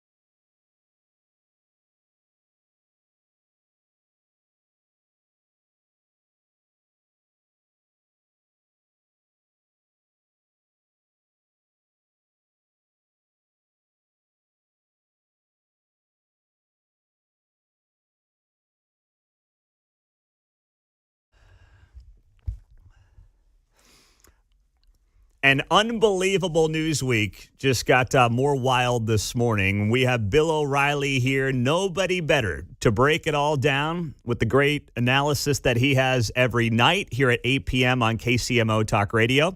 Of course, you can see him every night on his website at BillO'Reilly.com. And yes, you hear the morning update at 7:15 with Bill O'Reilly. Here he is on a Friday. Bill, good morning. I just want to clear the air. How are you feeling? Of course, the whole world was talking about you last week. We got texts and calls. What's going on with Bill? How are you feeling, and what's going on your front? I'm hanging, Jeff. It's 4 degrees here, Mundo. So that means I can't do anything or go out. But I'm all right. I was hung up last week with a malady that is inherited, and everybody's got this stuff. And, a lot of people a lot worse off than I am. And I got really good doctors here in New York, and they sewed me back up. I had a little internal bleeding.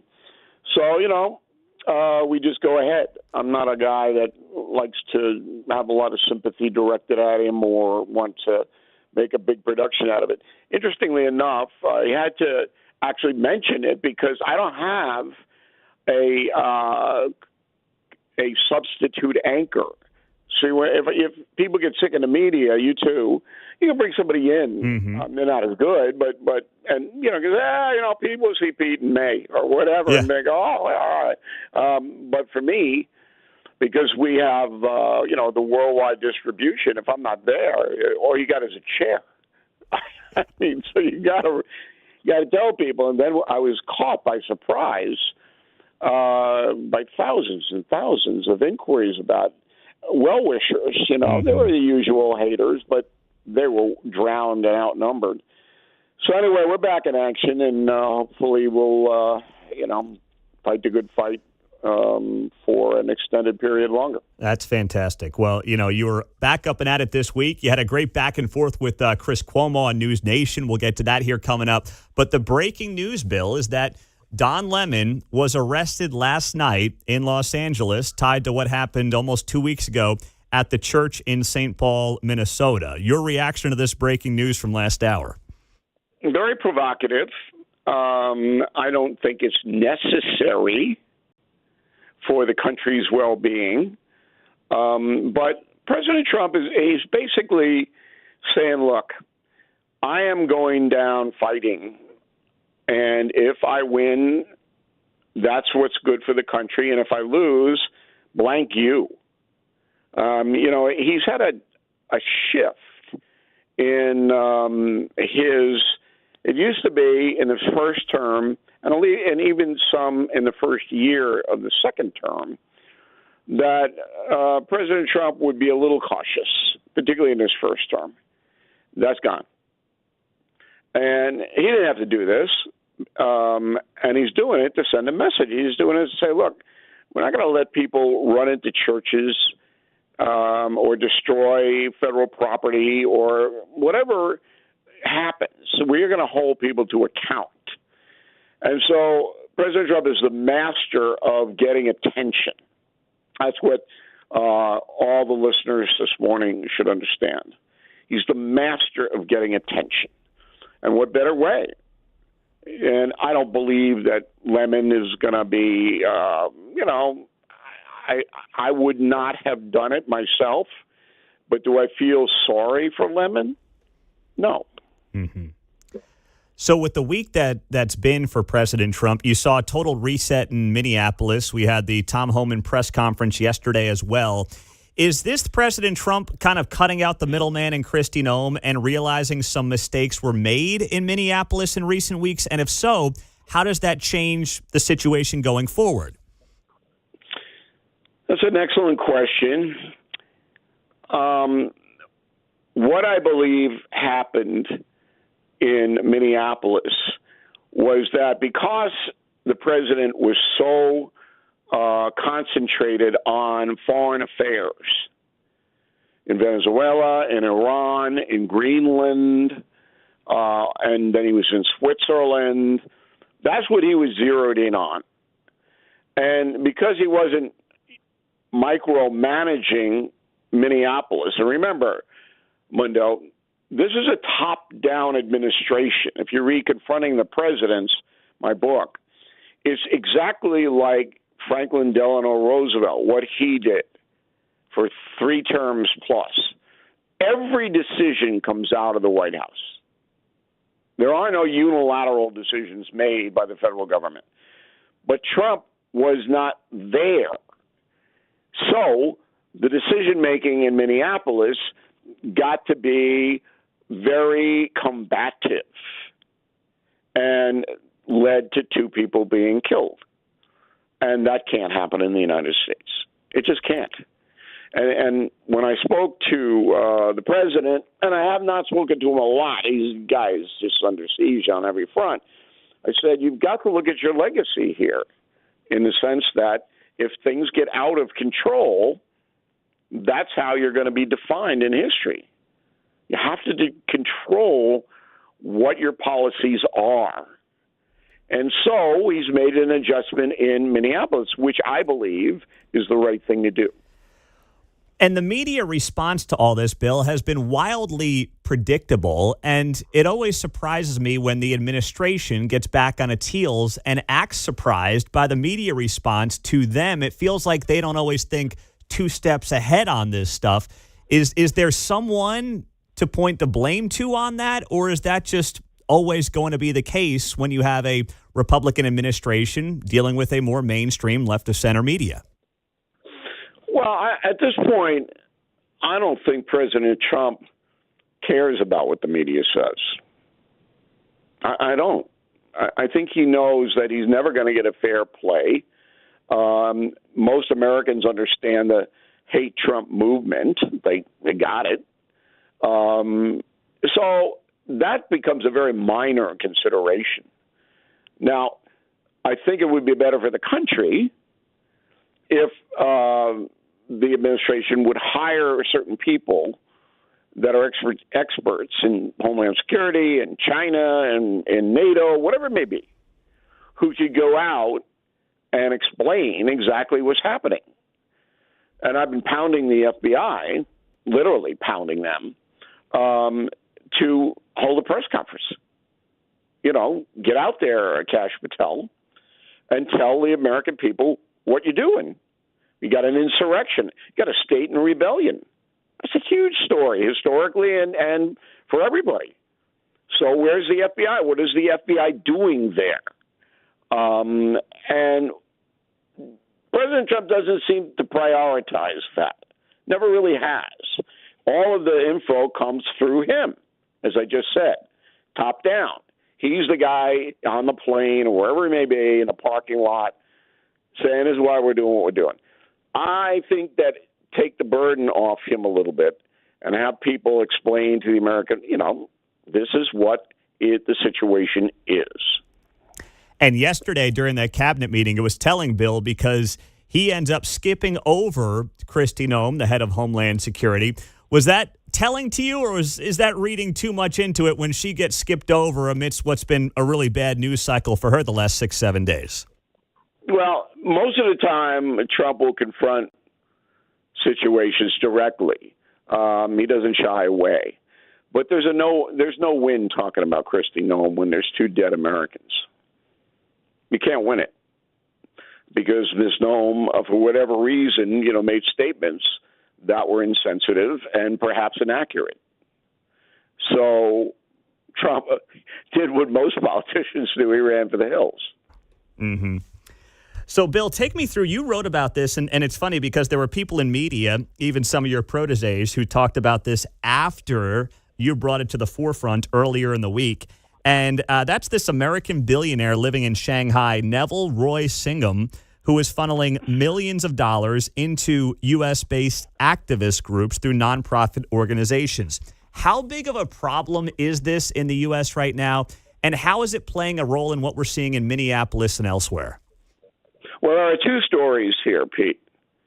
The first story is subversion by a foreign nation, China, hostile foreign nation, that the American media is ignoring, which is just shocking. I had to break this thing earlier this week. And since I broke it, all hell breaking loose. Trump himself put my interview with Leland Vittert on News Nation on True Social. So I don't even think the president knew about this, which is shocking because the CIA should be all over it. The second story is Americans, for whatever reason, don't seem to be that curious about this. So you've got a state in rebellion, and there's no two sides to that story. Both Walz, the governor of Minnesota, and the mayor of the biggest city, Frye, openly say, we are not going to obey federal law. This is exactly what happened in 1858 in South Carolina. John C. Calhoun, senator, awful human being in Alabama, other southern states, they told President James Buchanan, blank you, not gonna obey any of the laws that Congress are passing to protect blacks who are held in slavery. We're not going to obey them. And that led to the Civil War. There is no difference between that and what the Minnesota authorities are doing. None. So you go in and you have to rectify the situation. You can't get Walz and Frye to do this. And it's interesting because, okay, you pick up Don Lemon on a misdemeanor probably, all right? Well, if I'm Frye and I'm Walz, I'm a little worried here because Frye's got to go in and answer a subpoena in front of a grand jury on Tuesday. Did you know that? I did not. Nobody knows it. It's insane. I reported it. But Frye and Walz have both been subpoenaed by the Justice Department to testify in front of a federal grand jury about insurrection. It's unbelievable. And then in addition to that, the insurrection, at least part of it, I believe most of it, is being financed by a guy in Shanghai, China, who's pumping money into the state of Minnesota to pay people to harass ICE agents to rip up hotels where they're staying and to create mayhem and havoc. A foreign nation is behind that money. It's an unbelievable situation. And I'm sitting here, and the American media is so corrupt and so inept, they'll spend all day, all night on Don Lemon. And by the way, this is the best thing that could ever happen to Don Lemon. Yeah, yes, yes. Don Lemon, who is, a guy nobody was even paying attention to, is now going to be 1,000 times more famous than he ever was. Yep. And there'll be a cadre of Americans who feel sorry for Don. Don will get a book contract. He'll appear on The View. So for Don, who was sitting around on Eastern Long Island doing nothing, he goes, oh, great, this is swell. Come on. I don't know why the federal government would bother with this, but if I were Don Lemon, I'd send a thank you card to President Trump. Yeah, that is true. Bill O'Reilly on KCMO. Last couple minutes here, Bill. You had a great back and forth with Chris Cuomo the other night on News Nation talking about whether or not what's going on there is an insurrection. When you're in those moments with Chris Cuomo and you guys have a great rapport, do you know where he's going? Do you feel like, hey, I know where he's going. I know he's going to get worked up. I've got all this lined up in my head. Or is that stuff just totally off the cuff for you? Because you did not seem like a guy who had been down and out for a few days in that moment the other night. Well, look, I mean, I'm not going to go on television or radio unless I'm feeling that I can do my job. Now, I don't know how Cuomo's going to react. We don't rehearse. We don't, I don't know what he's going to say. But I do know that he's a doctrinaire Democrat, which means that he's going to be sympathetic to the Democratic cause. He's not a Kool-Aid drinker, and he's not an ideologue in the sense that, no matter what, my party, the Democrats, is right. He's not. But I know that when I say the Democratic leadership of Minnesota is in an act of rebellion, he is not going to believe that because he doesn't want to believe it. I could make 55,000 factual arguments, but he doesn't want to believe it, so he's not going to believe it. So I go in with that. Mm-hmm. Now, in the debate, and millions of people have watched it on social media as well as News Nation on Wednesday, he makes a mistake. Because when I bring up the fact, as I just did with you, that Walz and Fry have been subpoenaed to testify in front of a grand jury, he was caught by surprise. And then he said, well, that's MAGA. MAGA did that. And I'm going, MAGA? Where's MAGA? Is that in Texas someplace? What do you mean? MAGA doesn't issue subpoenas. The subpoenas were issued by the federal government, by the Justice Department. So if you're going to run around saying, oh, this is MAGA, that's ridiculous. Mm-hmm. They've got to deal with that situation, these two guys. They've got to defend themselves. I don't know how you defend themselves, Mundo, when you say actively, I'm not obeying federal law. There doesn't seem to be two sides to that story. Did I miss it? No. It is incredible television. Find it on YouTube, News Nation, social media, wherever you can see it. Last thing, Bill, someone called in the other day. We do a couple of segments where people can just ask whatever they want. And someone asked, hey, who do you think the three worst presidents are of the last 100 years? And considering you're the historian, you wrote Confronting the Presidents, I'm curious as to how you would answer that question of the three worst presidents for the last 100 years. Warren Harding, who was in the 1920s, corrupt, unbelievable. His wife may have poisoned him. Number one, Warren was not good. Herbert Hoover, who basically, when the Great Depression hit, told the folks, tough it out. You don't have any food. We're not going to do a lot. It'll come back. And there's people living under trees. So he was an absolute disaster. And then Lyndon Johnson, who lied to the American people about the Vietnam War. Mm-hmm. And, about 60,000 dead, probably more when you count the Agent Orange. And then more than 100,000 casualties, one of the worst things ever happened to this country. And we have a president there who just wouldn't tell the truth about it. There you go. There's the three from Bill O'Reilly. That's all I need to hear. Bill, thank you so much. Let me throw one more name in there. Okay. Joe Biden. Yeah. It was, when you look and you rank Harding and Coolidge and Johnson, then you have to put him up against Biden, who was so incompetent. And that's why there are two dead people in Minnesota, because of Biden's open border policy. But history has not, we don't know yet the extent of Biden's terribleness. That's a good point. Well, Bill, we had hundreds of people reaching out last week, wishing you well, praying for you. We'll continue to do just that, and we are grateful for your friendship and your support here on KCMO. Thanks so much. Thanks for having me on, Pete. Appreciate it very much. You bet. Bill O'Reilly on KCMO Talk Radio every night, 8 p.m., BillO'Reilly.com. Get that premium membership. Of course, you see him on News Nation all over the place. 913-408-7957. Great stuff with Bill.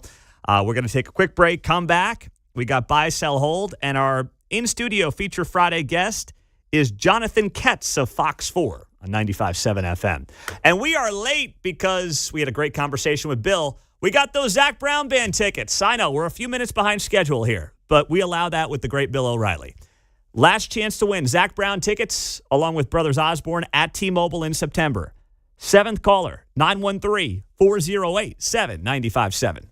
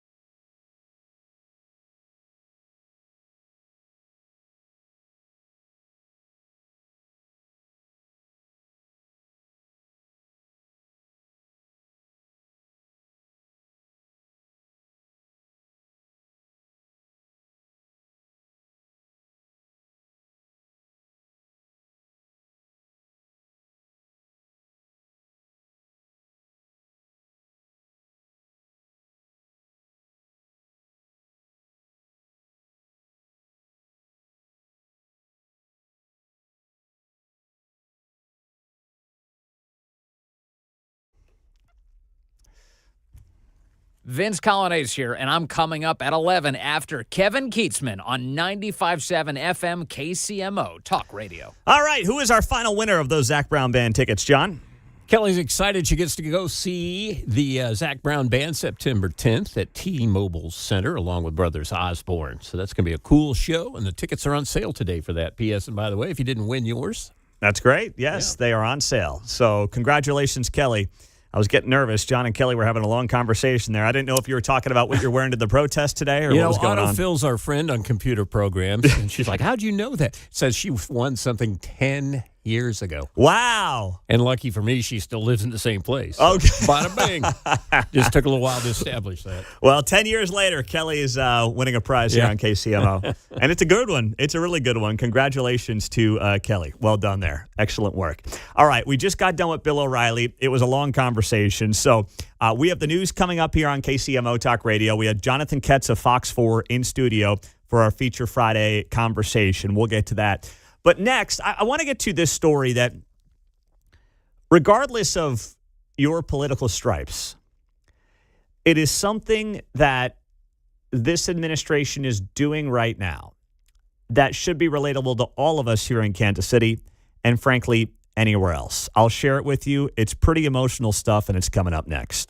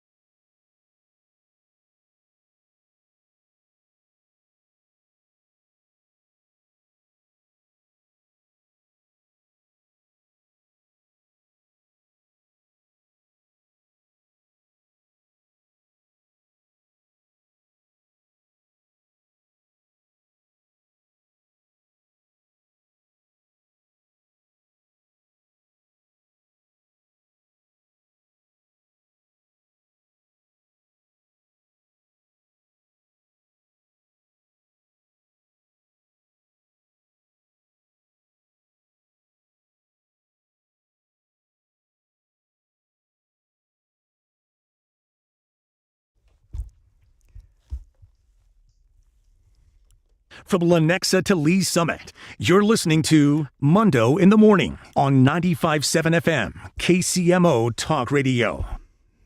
48.8 million, that's the number, of Americans who suffer from addiction. Yet very few who need the treatment receive it or believe that they need it.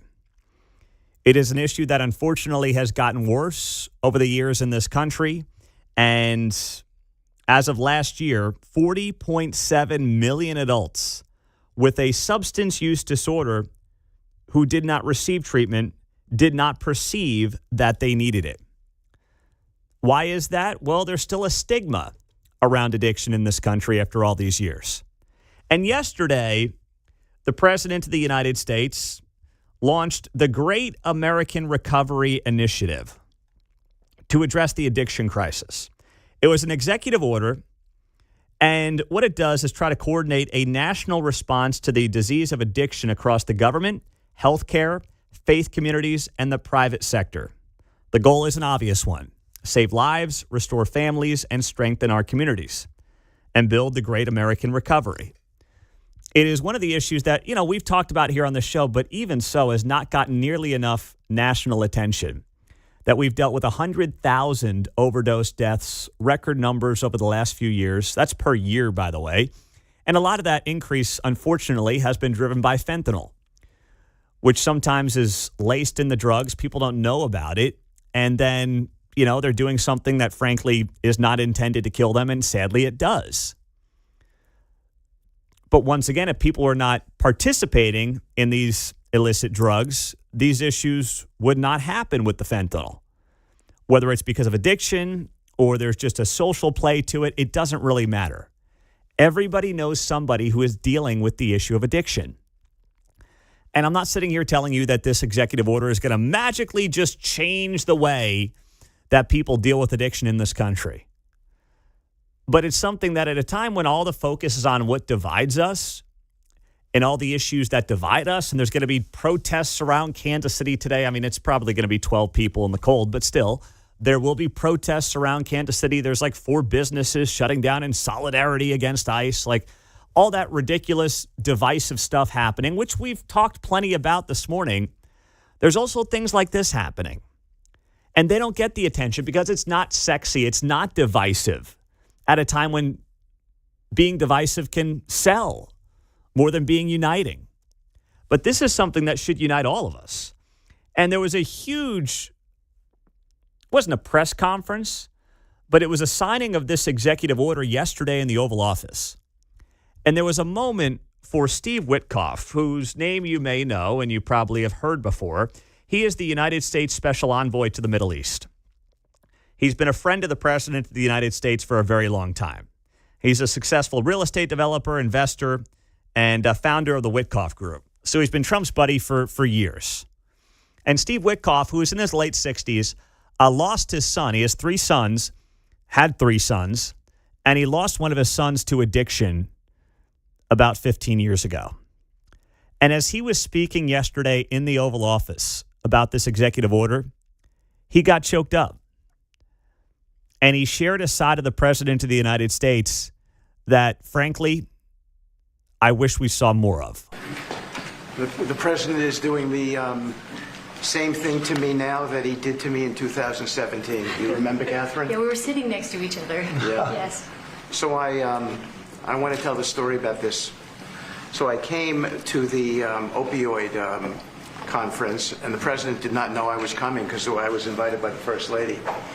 And he leaned over, saw me in the aisle, and he looked at me and he said, "Steve," and then he realized why I was there, because I had lost my son Andrew, and the President was an incredible friend when I lost him. I lived in his building at 502 Park Avenue, and I remember when him and the First Lady came, and I talked about this all the time. And so he took my hand, and he said to me, "Come on up to the stage and tell the world about your boy Andrew." And of course, that was, something that was really meaningful to me, but, and I got through it. And I talk about it all the time. I talked about it on the campaign trail and so forth. He is a very special man. And he's begun and led the fight against opioid addiction, and alcoholism. And Catherine, I feel like we sort of bonded from that day. And it's just my blessing to work for you, sir. He's a special guy. All right. That was Steve Witkoff in the Oval Office yesterday talking about this executive order the president signed, the Great American Recovery Initiative to address addiction in the United States, which impacts nearly 50 million Americans. And the thing about addiction is that it doesn't know socioeconomic lines. It doesn't know demographic lines. It doesn't care about zip codes. It impacts the poorest of poor communities. It impacts the richest people in this country, like Steve Witkoff, who lost his son to an Oxycontin overdose at a sober living facility in California. He was probably at the best of the best, and he lost his life. It is as relatable a thing as you can talk about in America. I mean, outside of sports, I feel like the only other thing that you could talk about with ease between racial groups, socioeconomic levels, is addiction, because everybody knows somebody. And if this executive order plays a small role in improving that, because it's not just the 75 to 100,000 people who lose their lives because of a drug overdose or a drug poisoning. It's the millions of people who get impacted by that. It's the millions of people who get impacted by somebody having an addiction. And if this creates more of a streamlined effort between the private sector, the government, healthcare, and faith communities, and helps bring even a small percentage of people out of their addiction, it's a massive win for America. Some of the details that the White House put out is that the order directs the initiative to recommend all necessary steps to coordinate the federal government's response to the addiction crisis, including by better aligning relevant federal programs, setting clear objectives, and providing data-driven updates to the public on progress towards meeting these objectives. They want to take appropriate actions to increase awareness of the disease of addiction, help Americans receive the treatment that they need, and foster a culture that celebrates recovery. And that, even that in and of itself, celebrating recovery. And I know that, people who have dealt with this will say you're never fully recovered, right? Every day's a battle. I understand that. Like no one's just fixed or cured or recovered. It's a process. But celebrating the process of recovery is one that would be beneficial for the White House and beneficial for the country, more importantly. Advise agencies on how to implement programs that integrate prevention, early intervention, treatment, recovery support, and reentry. Consult with states, local jurisdictions, community-based organizations, faith-based organizations, the private sector, philanthropic entities on the best strategies to ensure more Americans receive the treatment they need, and celebrate individuals going through the recovery process. And RFK Jr., who was also there yesterday, who has dealt with addiction himself, as has his wife, noted that publicly and said that's in large part what this is about. That's what really the MAHA movement's about, too. Like, people are, I don't get it, but whatever. People are mocking the MAHA movement, the Make America Healthy Again movement, just because, once again, Trump or something. But what it's really about is not just doing things like restructuring what we eat and talking about eating healthy. It's just bringing those things to the forefront, right? Redoing, yes, the food pyramid, getting people talking about what's good for you, what's healthy, what's not, having the conversation. It doesn't change things overnight, but it gets the ball rolling in the right direction.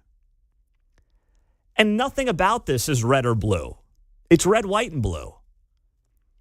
And I just wish if there's anything that people could put their partisanship aside for, it would be this.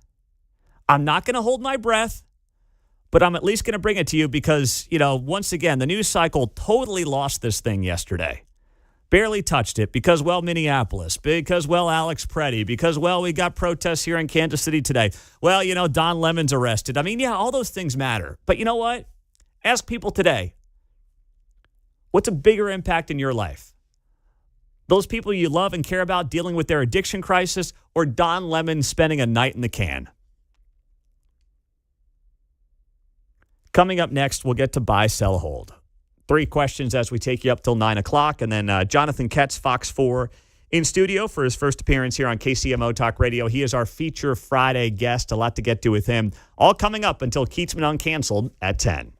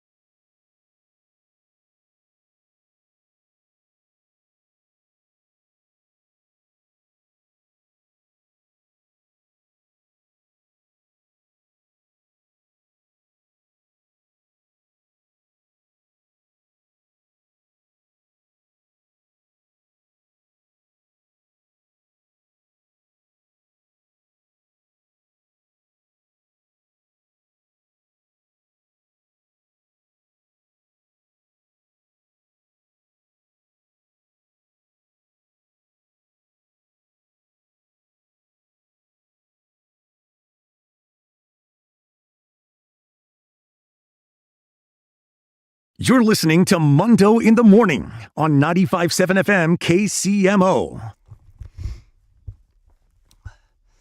8:49 on a Friday morning. welcome in. Going to be a cold couple of days. We're going to hang tough, though. We'll get to freezing by Sunday. It's that time of the week. Let's do it. It's time to buy, sell, How about a damn 12 and a half, 15? and hold. All right, John, buy, sell, hold on a Friday. What's on the rundown, man? Buy, sell, or hold. Kristi Noem getting ghosted at the cabinet meeting. Oh, man. I'm buying it just because if you didn't see the look on her face when Trump skipped directly over her at the cabinet meeting yesterday, he's going around the table. He's doing his mob boss thing, right? Like, now it's your turn, Pete. Marco, tell me how great I'm doing. All right, let's go, boys. Next up, he skips right over Kristi Noem. I mean, it was so obvious. And then she's looking at the person next to her, and she's got a whoa, nasty look. That was probably the look she had before she shot and killed her dog, Cricket. That's what she looked like, man. She was not happy about it. But listen, it was the right move by the president. The right move. Tom Homan's in charge.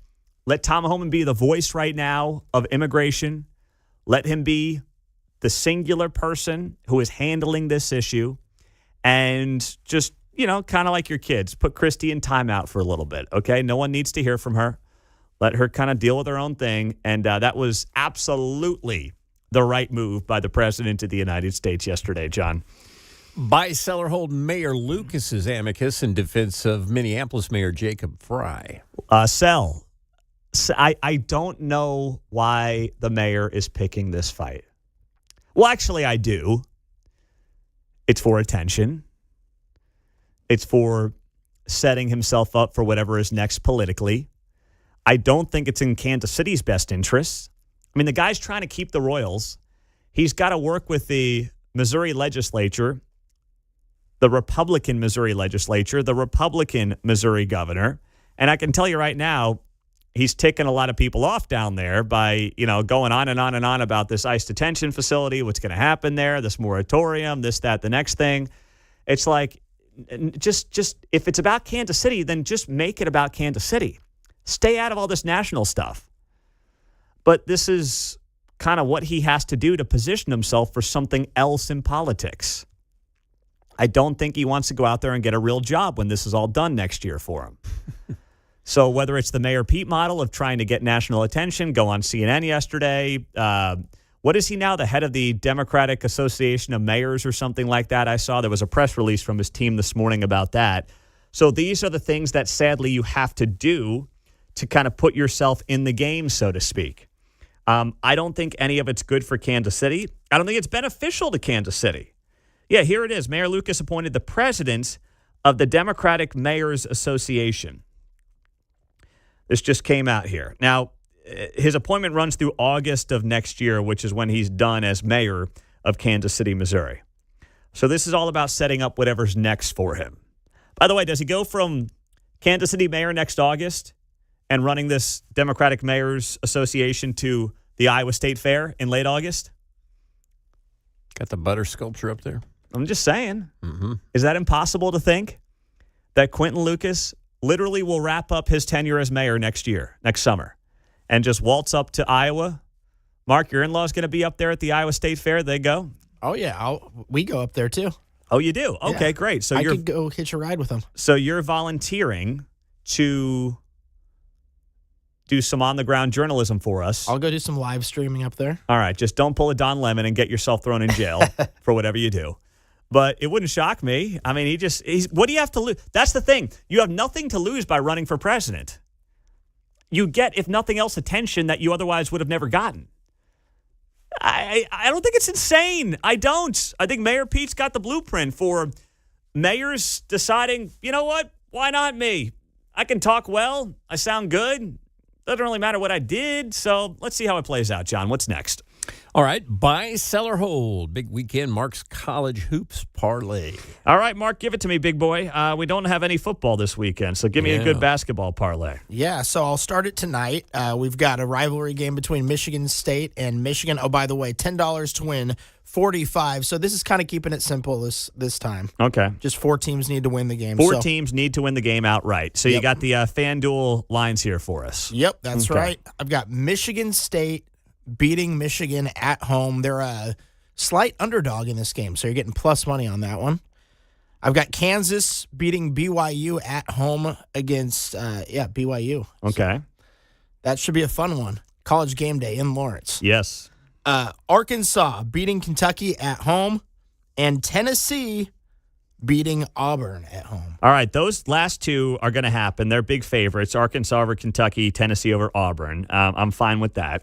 KU over BYU. Listen, I'm taking KU as well. I think that's a smart bet. At home, Allen Fieldhouse. It's the 1,000th game at Allen Fieldhouse. That place is going to be nuts. And then the one I'm questioning is Michigan State. I know they're home tonight, but man, Michigan's been good, Mark. Really good. I know. I've won some money on Michigan State this year when they've been home underdogs already. All right. So. Well, you know what, Mark? I'm in, baby. Let's in. go. I'm supporting this. We'll put up the screenshot from FanDuel of Mark's parlay for the weekend for college basketball. There you go, big man. I like that a lot. Nice work there, Mark Van Sickle. Very nice work. And I like how you kept it simple. Just 4 teams to win the game outright. Yeah, exactly. Don't get cute. Don't get creative. Just give me something good to work with, okay? All right, before we get to Jonathan Ketz of Fox 4, we'll leave you with this. I mean, social media is just out of control. It's out of control.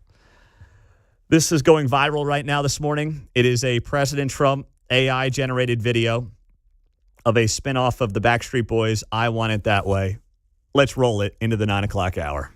You got no papers, third world escapers, so now you must pay to come here the right way. If ICE says hands up, don't run, just comply or you're done, then it's too late to come here the right way. Tell me why it ain't nothing but a green card. Tell me why no sneaking past the Coast Guard. Tell me why signed documents mean you can stay.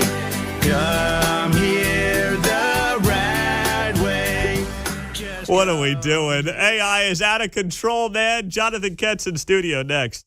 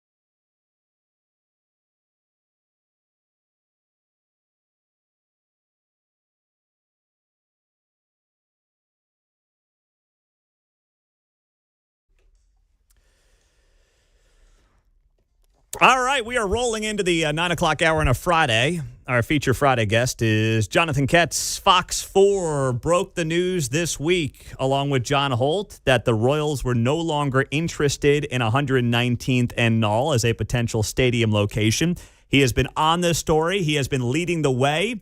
We've given him a lot of credit here on KCMO, and he's finally able to join us. Good morning. How are you? So you did leading the way. That is KMBC 9's. Sorry, I was thinking about Dad there for a second. My bad. Just kidding. My bad. But hey, man, it's great to have you here. I asked Jonathan to come in, what was that, a week ago or so? Maybe, no, it was Tuesday. No, it was when the news broke. Tuesday. Yeah, it was when the news broke. I said, I got to get him in here. And he said, yeah, sure, as long as you guys have coffee. And I'm like, I don't want you here at 6 a.m. It's 9 o'clock in the morning. Yeah. I'm ready for lunch right now. What's going on here? But then I realized your schedule is much more different than mine. You're getting home, 7 o'clock at night? Yes. I get home at like 6:45 if I have to do a 6 o'clock live shot. And of course, I love the days when I don't have to do a 6 o'clock live shot. Because I can do a look live at 6. Yeah, exactly. So I got home yesterday at like 6 because I didn't have to do a live shot at 6. Well, your wife and all those kids are probably thrilled, right? You've got more kids than me. I've got more kids than you. What do you have, 4? I have 4. I have 4 under 7. So my wife, okay, you're Catholic, right? Are you? No, you're not. No. Okay. We were raised Catholic. We're now at a non-denominational church. Right. I won't get into that. Okay, that's fine. Mark's like, Katz, where are you going with this?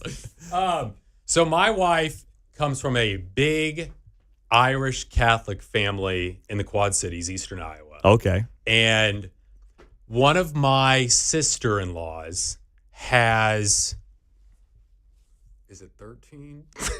13 or 14 children. She is also the principal of Davenport Assumption High School, the Catholic high school on the Iowa side of the Quad Cities. My wife's family's ginormous.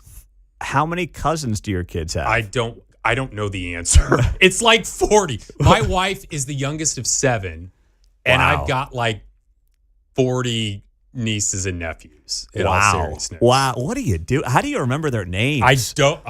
Do you want me to lie to you? I don't remember all their names. Yeah, no, I wouldn't either. I mean, that's Mark's struggling in there right now. Jeez.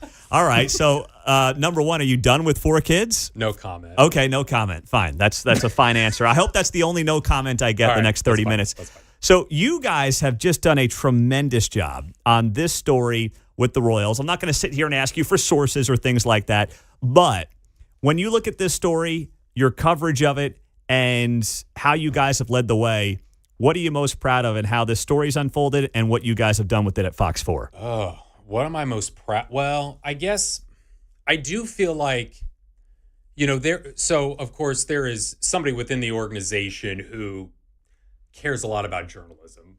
Mm-hmm. You know who I'm talking about. And I think that what he appreciates about us is that our jobs are different. I mean, you know that. I can't speculate for my job in the same way that you can. Yes. And so we had gotten a tip the day before from somebody that, hey, 119th and all is out. Mm-hmm. And so, and I had like a quote unquote work day that day. So Tuesday, I made a phone call on my way to work to the Royals and I said, hey, we're hearing this. Is it true? And the guy goes, you're not wrong.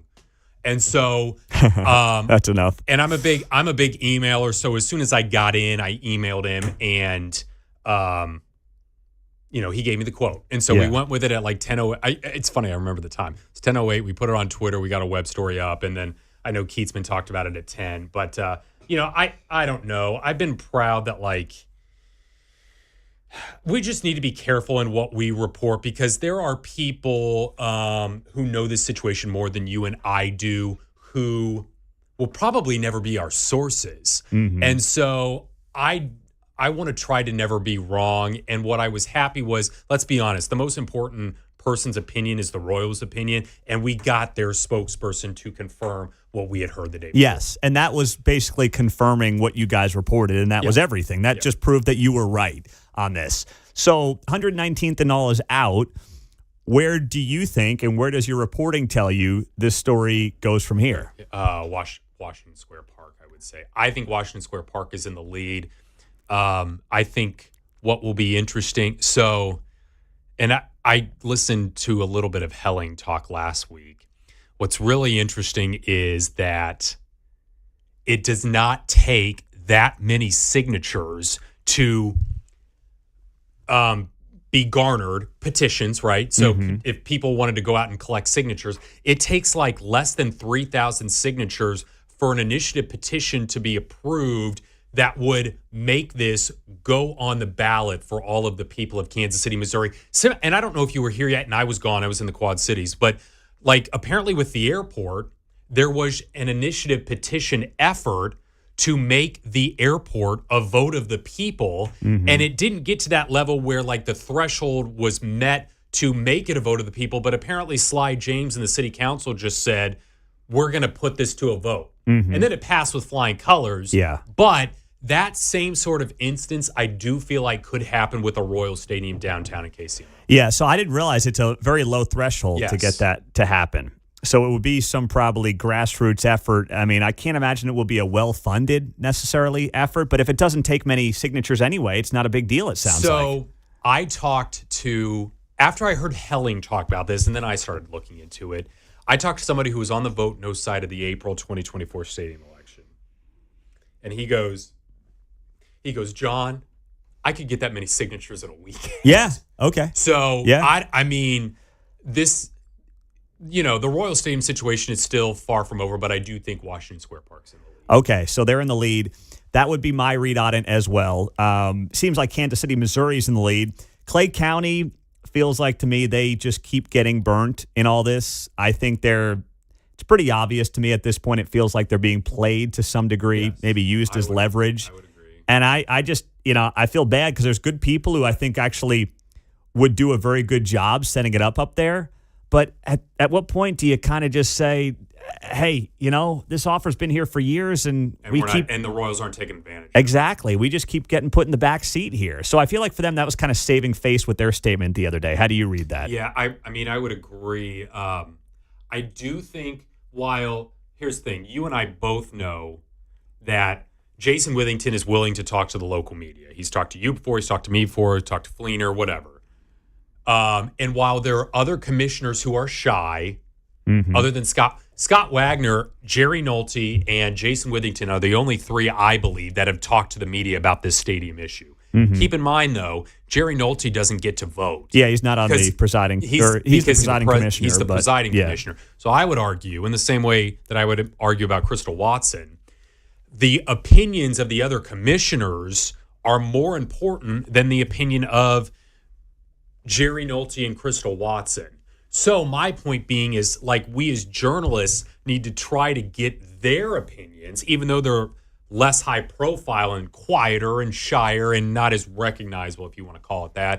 But so Jason, in my opinion, Withington's opinion is more important than Jerry Nolte. Scott Wagner's opinion is more important. Then I wish like John Carpenter, Jay Johnson, those other commissioners would do interviews with me, but they haven't been willing to do interviews with me or you. All right, then how about Wyandotte County? I mean, Crystal Watson said last night at a meeting, she says, hey, listen, I want to make sure this is a great deal for Wyandotte County, all the stuff that you would expect her to say. I just feel like she knows she's going to get steamrolled here in this, and she's trying to figure out. In what way? What do you mean by that? I think they're going to have to kick something in locally. I think there's going to be a big local ask of some kind, infrastructure-wise or potentially TIF-wise, that's going to result in her having to sugarcoat this thing politically. Or like a CID, which means there would be an increased tax within a certain area of Wyandotte County. So I went to bed early, but yesterday apparently Crystal Watson made it public that next Thursday we're going to find out where the site is. Yes. So I guess A, I think that's interesting, but B, I do wonder if, for instance, the unified, so like the Starbond district obviously is ginormous based off of the image that everybody has seen. But I believe that is, right now, of course, that's only for the state's sales tax. Correct. So I don't know if the unified government of Wyandotte County is going to try to make their increment sales tax district smaller to where they will give back some of their increased sales tax revenue back to the development in just a certain part of Wyandotte County, because you can make the argument if you're a business owner or somebody who shops in the eastern portion of Wyandotte County, why should sales tax revenues from that part of the county go back to paying off the stadium that's in the far western portion no, of exactly. Wyandotte? It's a joke. And you've made that argument on this show. Mm-hmm. So I don't know what the size and scope of the sales tax district is going to be for the local portion, which the UG has got to vote on before February 20th. Maybe they'll vote on it next week. I have no idea. Yeah, it's going to be really interesting to watch that unfold. Jon Ketz is in studio, Fox 4 on KCMO. We'll take a quick break with him, come back with more on 95.7 FM and streaming on the KCMO Talk Radio app.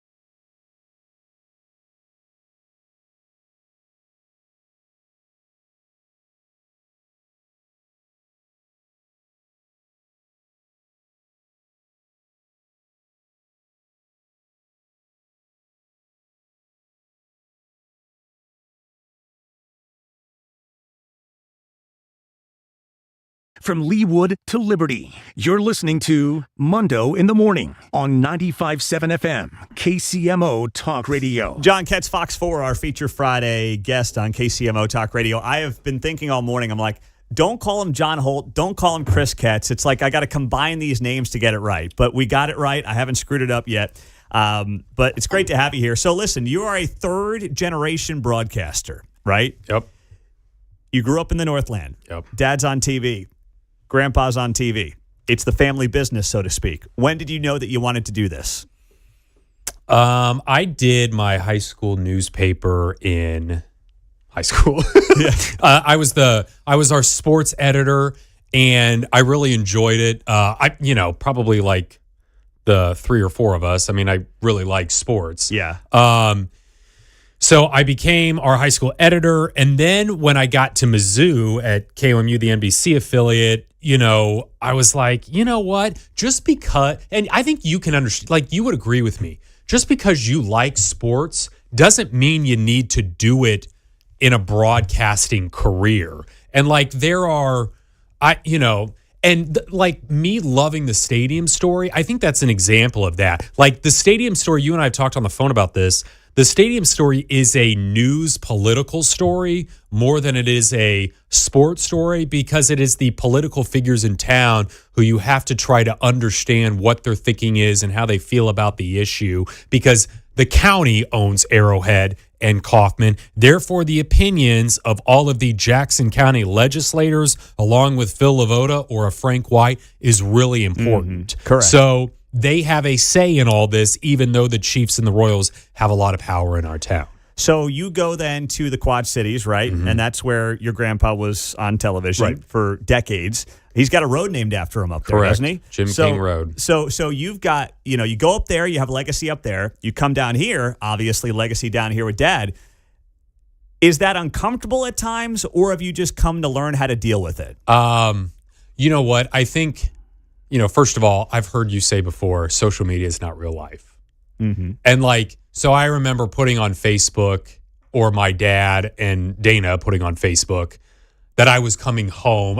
What was really cool was in December of 2021, I announced, whatever, it's not that important, but I didn't announce before on social media that I was leaving the Quad Cities. And the producers that I worked with at WQAD surprised me with having my dad do a Zoom or a live view, live shot on his phone during the pandemic. And he surprised me while I was on the air on my morning show. Mm-hmm. And he was like, and we do have something that you need to tell your viewers, don't we? And I was crying. Mm-hmm. And I said that today's my final day, and I've accepted a position at a local TV station back where I'm from, Kansas City, Missouri. Now, I guess it is unique that my dad has been at Channel 9 since 1983, and I've now been at the Fox affiliate here in Kansas City for 4 years.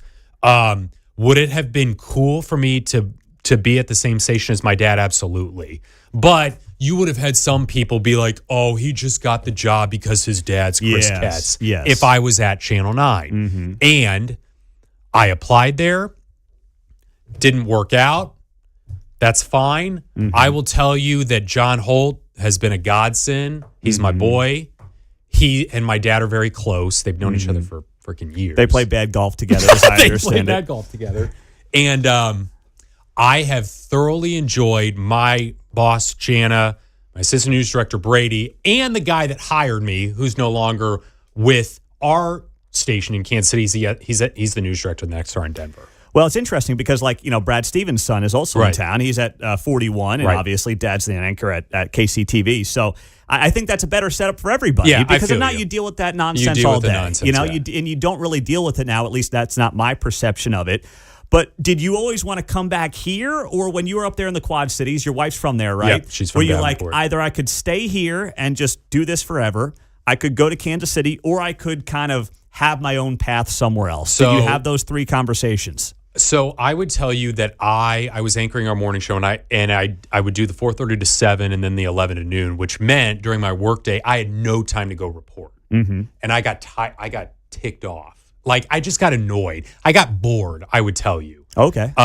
So I was like, you know what? If I'm not gonna anchor, let me just go report, do stories that I care about. What I do like is I can pitch a story that I care about, a stadium story every day of the week. Yeah. And go do it. Mm-hmm. And when you're anchoring, you're reading a bunch of scripts that honestly you don't really care that much about. Yeah, that's you know what I'm saying? I never thought about it that way. So that's what I don't know. I mean, I've really enjoyed doing stadium stories for the last 3.5 years. So now. you're telling me that not everyone who gets in the TV wants to be behind the anchor desk as the pretty boy? Well, it's just like, I don't know. Like I've heard people that I respect and care about say, if you really appreciate journalism, you don't do it just because you're on TV, on the television side. Well, I just mean it's the gold standard behind the desk, Right. all that stuff. Kind of, you're the voice, you're the face. Yeah, I don't know. Is there an element to that? I'm sure there is for some people, but you're telling me that's not you. There's an element to that, but I enjoy reporting. All right, let me get can I get my story in? Yeah, do you have another question? We got about 2 minutes. Okay, So yeah, all right. you got a story. Okay, so- I'm dying to know this story. Okay, it involves Keatsman. All right, Okay. so me being, growing up with my dad being in broadcasting. Yep. All right, at his old station, 810. So back in the day, 810, I think, was in Independence. I think. He'll Yes. have to fact check me on this. So in the summers, we would go, and my dad would be on one of their radio stations every once in a while doing like a health site. It was just something bizarre. But it was at 810. Yeah. So I do remember as a kid, my dad and Keatsman being on the air at one time, getting into like, I thought it was an argument. They were having radio about the stadiums. And it was like, I was like in middle school. And so I'm like, oh my God, they're like yelling at each other. This is like, are they mad at each other? And at that time, Keatsman wanted the stadium downtown. And my dad was like, no, Kaufman's great. Like, Kaufman should stay where it is. And so the point being, so the segment's done. My dad's in the car. He's about to go to work because he's nightside, like anchoring the 5. And then Keatsman comes outside and my dad rolls down the window and he goes, that was great radio, wasn't it? And then they're just laughing and chucking it up. But I guess my point is, it is funny that was like 23 years. That was like in 2002 or 2003. And what's funny is we're still having this same conversation now. And I'm the one reporting on it more so than my dad is. And we're still trying to figure out what the Royals are going to do. And there's still the argument being made saying, Kaufman great, Stadium. stay. Jon Ketz, Fox 4, that is fantastic. And I'm going to have Keatsman, he'll be listening. I'm going to have him fact check that story before he gets in He here. probably for doesn't you. remember it. No, but- I bet you he does. But that's the beauty of what we do too. I mean, he gets into debates with Patrick Tuohy or anybody. Right. And then they walk out of here. And then yucking it that was up. great. That was great. That was great radio. Hey, John, we got to do this again, man. Thanks to you. Thanks to the bosses, everybody for letting you come into the studio this morning. We appreciate it. Thank you. You bet. Jon Ketz, Fox 4 on KCMO Talk Radio, our caller of the day. And then we'll wrap up the show with Keatsman right here on KCMO.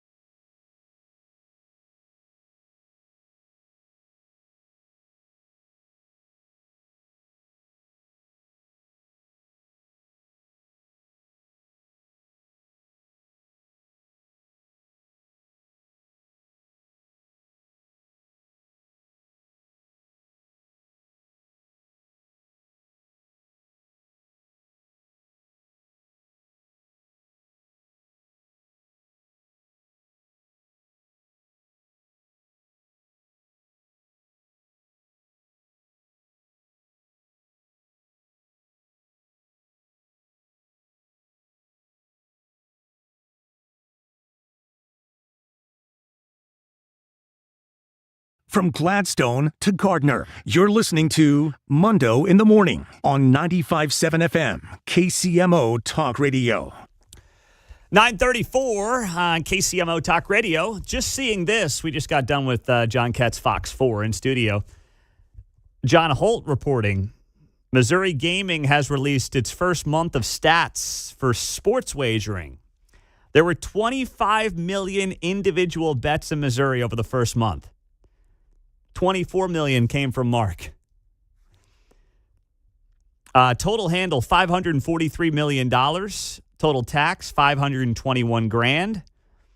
Initial licensing revenue, $7.5 million. Not a big number when it comes to total tax. $500,000 is nothing for a state that's got about a $50 billion budget, but I guess every little bit counts, right? I mean, that might fix potholes on 70 for about 3 miles or so. Gary Lezak, speaking of local news guys, whether they're currently here or no longer on TV, Gary Lezak reporting in the last hour, 2 weeks from now, a major winter snowstorm will be approaching Kansas City. In fact, a series of winter storms will be developing. The atmosphere is cycling regularly this winter. One of the key segments of the cycling weather pattern we spotted months ago will be returning in the next 2 to 3 weeks. That doesn't sound good for Valentine's weekend. It sounds like you might have an out there, Mark. You might have an out.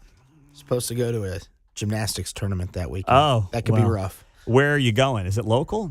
It'll be Emporia again, so Well- gotta hit up Brahms and Oh, man, I'm jealous. lower gas prices. Well, yeah, lower gas. Yeah, $2 a gallon down there. Emporia's in the snow window. It looks like it's going to be basically from the Dakotas down through Nebraska, Iowa, Kansas, and Missouri is where the snowstorm's going to hit, according to Gary Lezak's map that he just put up, John. Honey, we're going tubing at Snow Creek in Yeah. Weston this week. Yeah, exactly. Oh, boy. And by tubing, I mean Yeah. inner tubes, right? Hey-o. You don't have to leave the house to play the other game. Yeah. Oh, my goodness. People are aroused. I haven't seen people so aroused in a very, very long time. Gary's very accurate. Yeah, he's good with Very this good at stuff, that. man. He really Mhm. is. He really I is. like it. All right, let's get to our caller of the day. It was tied to a story. Emmanuel Cleaver put out a statement yesterday, and I'll play a little bit of this, that he's all ready to impeach Kristi Noem, the Kansas City congressman, in part saying this. I want to make sure that you knew that I am a part of H.R. 996. That's a resolution calling for the impeachment of Secretary Kristi Noem, because what we're witnessing right now is not normal, my friends, and it is not lawful. This administration has turned cruelty to a policy, and they've placed chaos in the place of governance. And under Secretary Noem's leadership, DHS has abused its power, trampled due process, and treated immigrant communities as targets instead of human beings. This is a betrayal of our Constitution, and it's a betrayal of the people we were all elected to defend. And so impeachment is not about politics, it's about accountability. And we've got to hold people accountable. History will ask, what were you doing at the time that the United States was about to lose its democracy?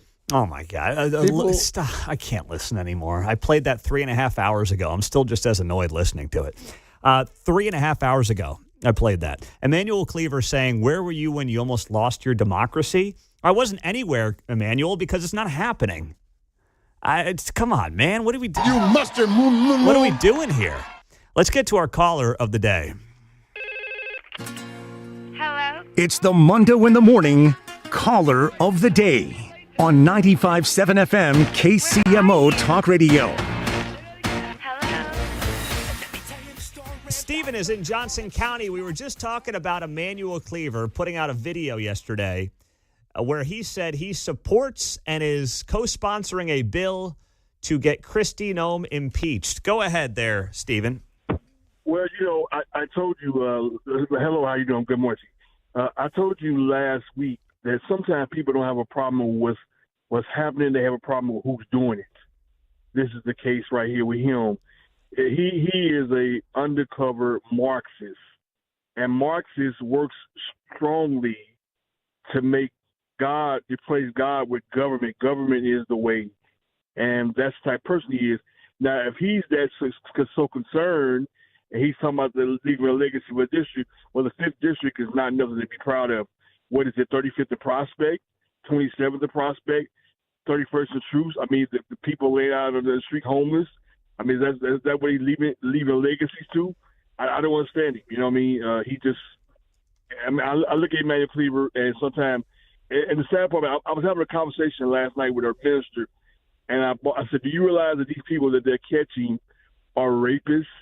They've murdered people. He didn't know all that because he listened to Chicken Noodle News and MSNBC, and he doesn't pay attention to real news like Pete Mundo. You know what I mean? So you're converting listeners in the urban core to this show, which I appreciate. I tell them about it all the time, and you know the sad part about it is a lot of them they're not willing to learn. They're not willing to hear. They only want to hear one side of the story. But then they wonder why the neighborhood's raggedy because you keep voting people like Emmanuel Cleaver in office that gives you nothing. He's a millionaire. He don't know. He don't understand how you feel. Are we sure? Is he a millionaire? I mean, he's got to owe something on that car wash still, right? Oh yeah. But they get away with stuff like that because people voted ignorance and they vote against their own interests. And that's why other people laugh at them. Did you call it CNN Chicken Noodle News? Yes, so what is Chicken Noodle News? Oh,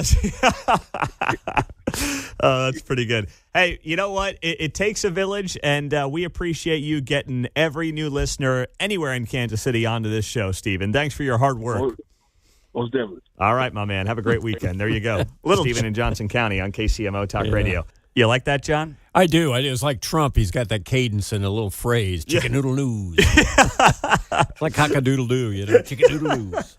I like that. Oh, that was outstanding. Stephen in Johnson County, our caller of the day on KCMO. Well, speaking of good lines, J.D. Vance had a good line yesterday at the end of the cabinet meeting that took place. Trump did one of his roundtables where basically he sits there like the mob boss, and everyone goes around and says what a great job he's doing. And at least it wasn't 3 hours yesterday. And part of the reason it was not 3 hours was because J.D. Vance knew his place and knew his role and said he was just there for the free coffee. I just want to thank everybody for being here. My cabinet has been amazing. I like this much better than going around for 3 hours. We'll pick on other ones. Pam, you're doing great. We're all doing great. JD, if you'd like to say something, you can. Would you like to really quickly? He is, after all, the vice president of the United States. It's okay, sir. I'm here for the free coffee. I just say it's an honor to serve with this group, and we're doing a lot of good for the American people. We're very proud of it. Yeah, we're very proud of the country. We're very proud of you. Thank you very much, everybody. I think that's how we got Jon Ketz in here this morning. We just came for the free coffee. But, hey, whatever works, right? Remember when Biden did? Oh, no.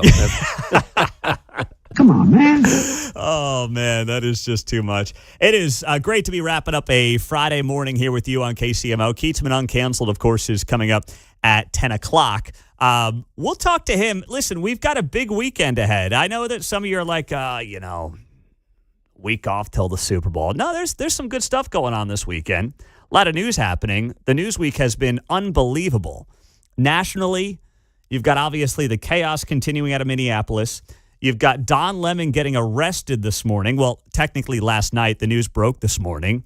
And then locally, the stadium drama just won't go away. 119th and all for the Royals is out.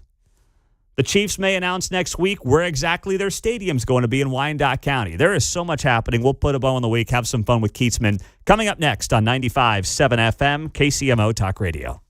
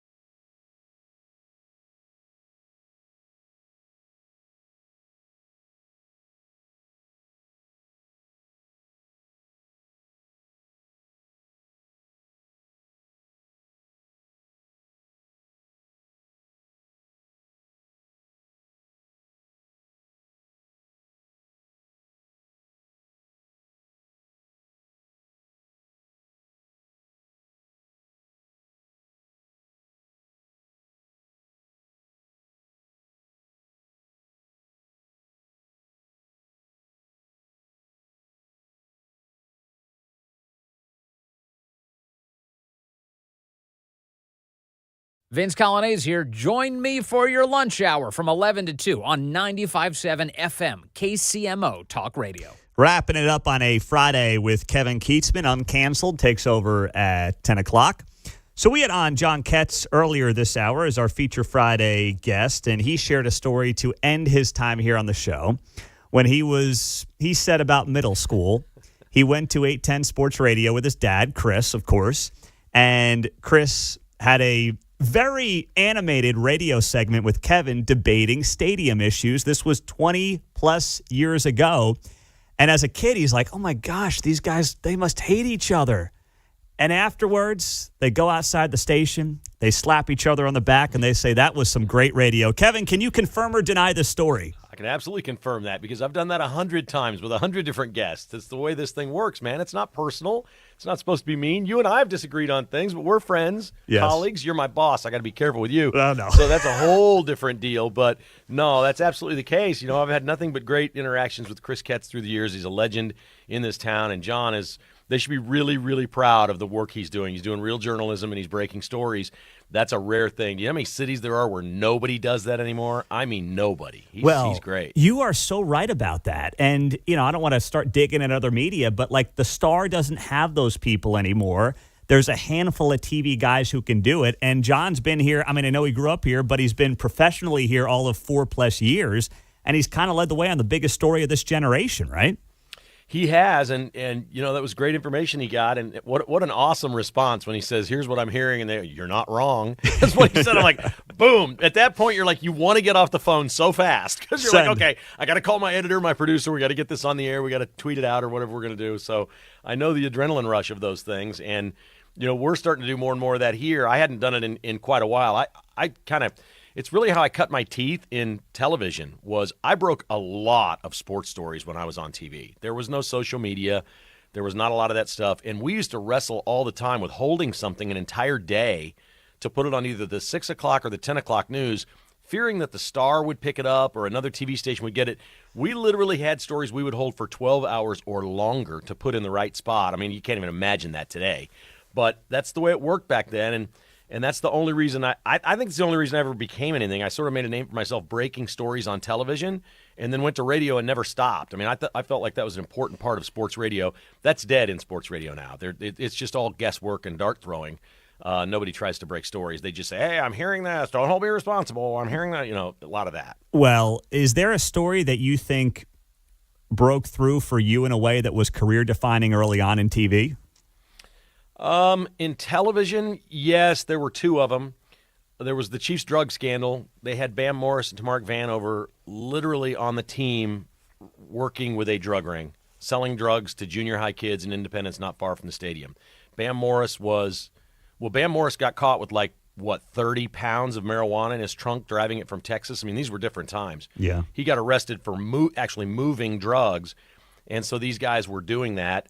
We had to hire security at the radio station a little bit later when I was in radio for some other stories that we were doing that were similar in nature. But Joe Montana, when he came here, we were on the front edge of that. We were the first to report that he was coming to town for an interview with the Chiefs or whatever. We had the helicopter up in the sky following his limousine when he got here on a private jet, following him to Arrowhead. It was live on TV. It was like the OJ thing. That's what I was thinking of, OJ. It was identical. And I don't know. I won some award at Channel 4, an in-house award. I never won the big awards. I've never been that guy because I've always been an outsider. You know how outsiders are in this business. You don't win the awards. I actually am proud that I've not won any in many ways. But it was just so much fun getting things on. I used to do a segment on the Chiefs. And there was a time when Tim Grunhard of the Chiefs said, Marty said he'd pay our fines. We got fined for doing something cheap against the Broncos because the Chiefs hated the Broncos and they couldn't get past the Broncos. And Marty denied it and said that's not true. And I basically went on and did a story. I said, okay, here's what we've got, folks. Either Marty Schottenheimer or Tim Grunhard is lying. We don't know which. And that's when and it was just legit. I mean, they were saying two different things. So somebody's not telling the truth about what happened. And Marty called me into his office. I'll never forget it. It was right off the locker room. He had nothing but boxer shorts on.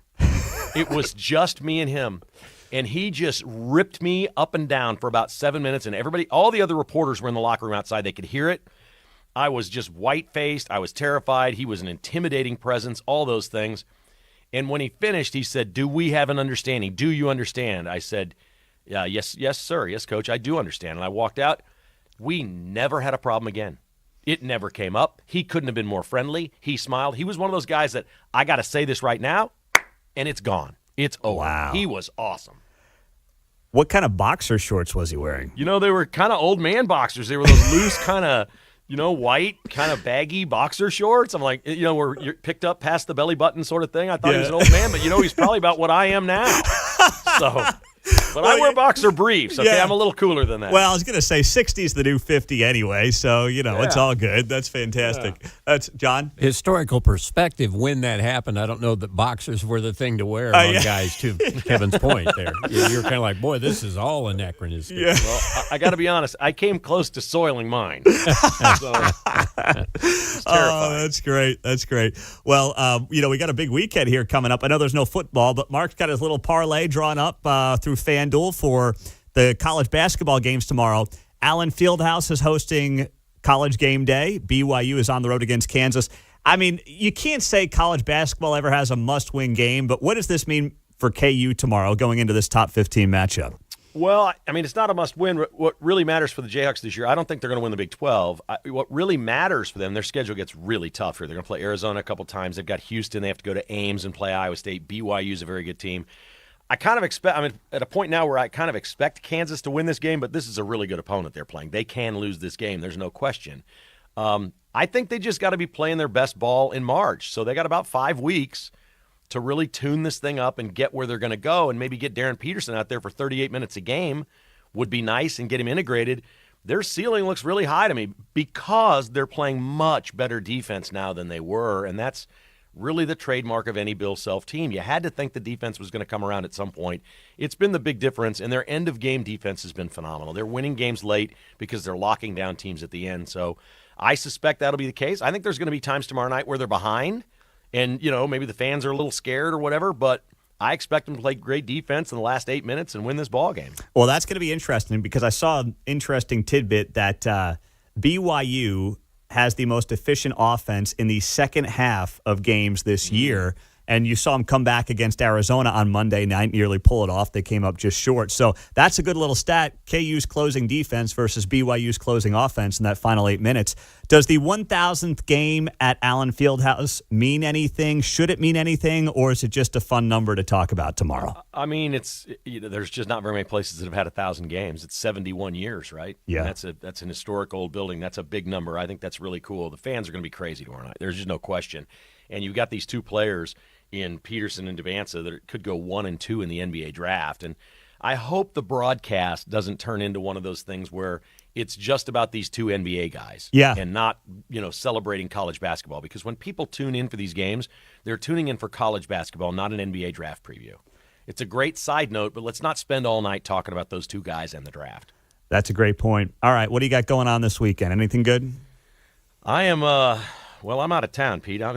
It's 81 degrees where I am today, so y'all can bite me. How's that sound? You know what? I was going to let you do with that what you want if you wanted to rub salt into that wound, and you chose to, which I totally respect. Yeah, I'm in Arizona where my son lives. My daughter and my other son from Austin were all in the same place with the grandbaby for the first time. They had not met the grandbaby, their nephew, and we did that last night and had a really nice dinner, and we're going to spend a little time outdoors today, maybe go stroll him through a park on an 81-degree Phoenix January afternoon. So I don't know. I'm just whatever these kids say they want to do, I'm theirs for a couple of days, and I'll be home later this weekend. That's ready great. to go on Monday. That's great, man. Well, enjoy it. I know it's special to have all the kids together when they're all over the country. And as a dad, as a parent, I'm sure you cherish those moments, right? It's awesome. Yeah, it's good to be around them. It's fun to argue with them as adults, then hug them. like I did Ketz. That's fantastic. Hey, man, have a great weekend and safe travels back. Enjoy that sunshine. Thanks, buddy. All right, Kevin Keatsman, uncanceled, even when he's out of town.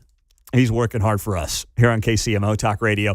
Uncanceled is next. Have a great weekend. Yes, stay warm. Next week is looking up, by the way. We're gonna get some good temps coming up later next week. So enjoy that. You got that to look forward to along with Uncanceled. Have a great weekend.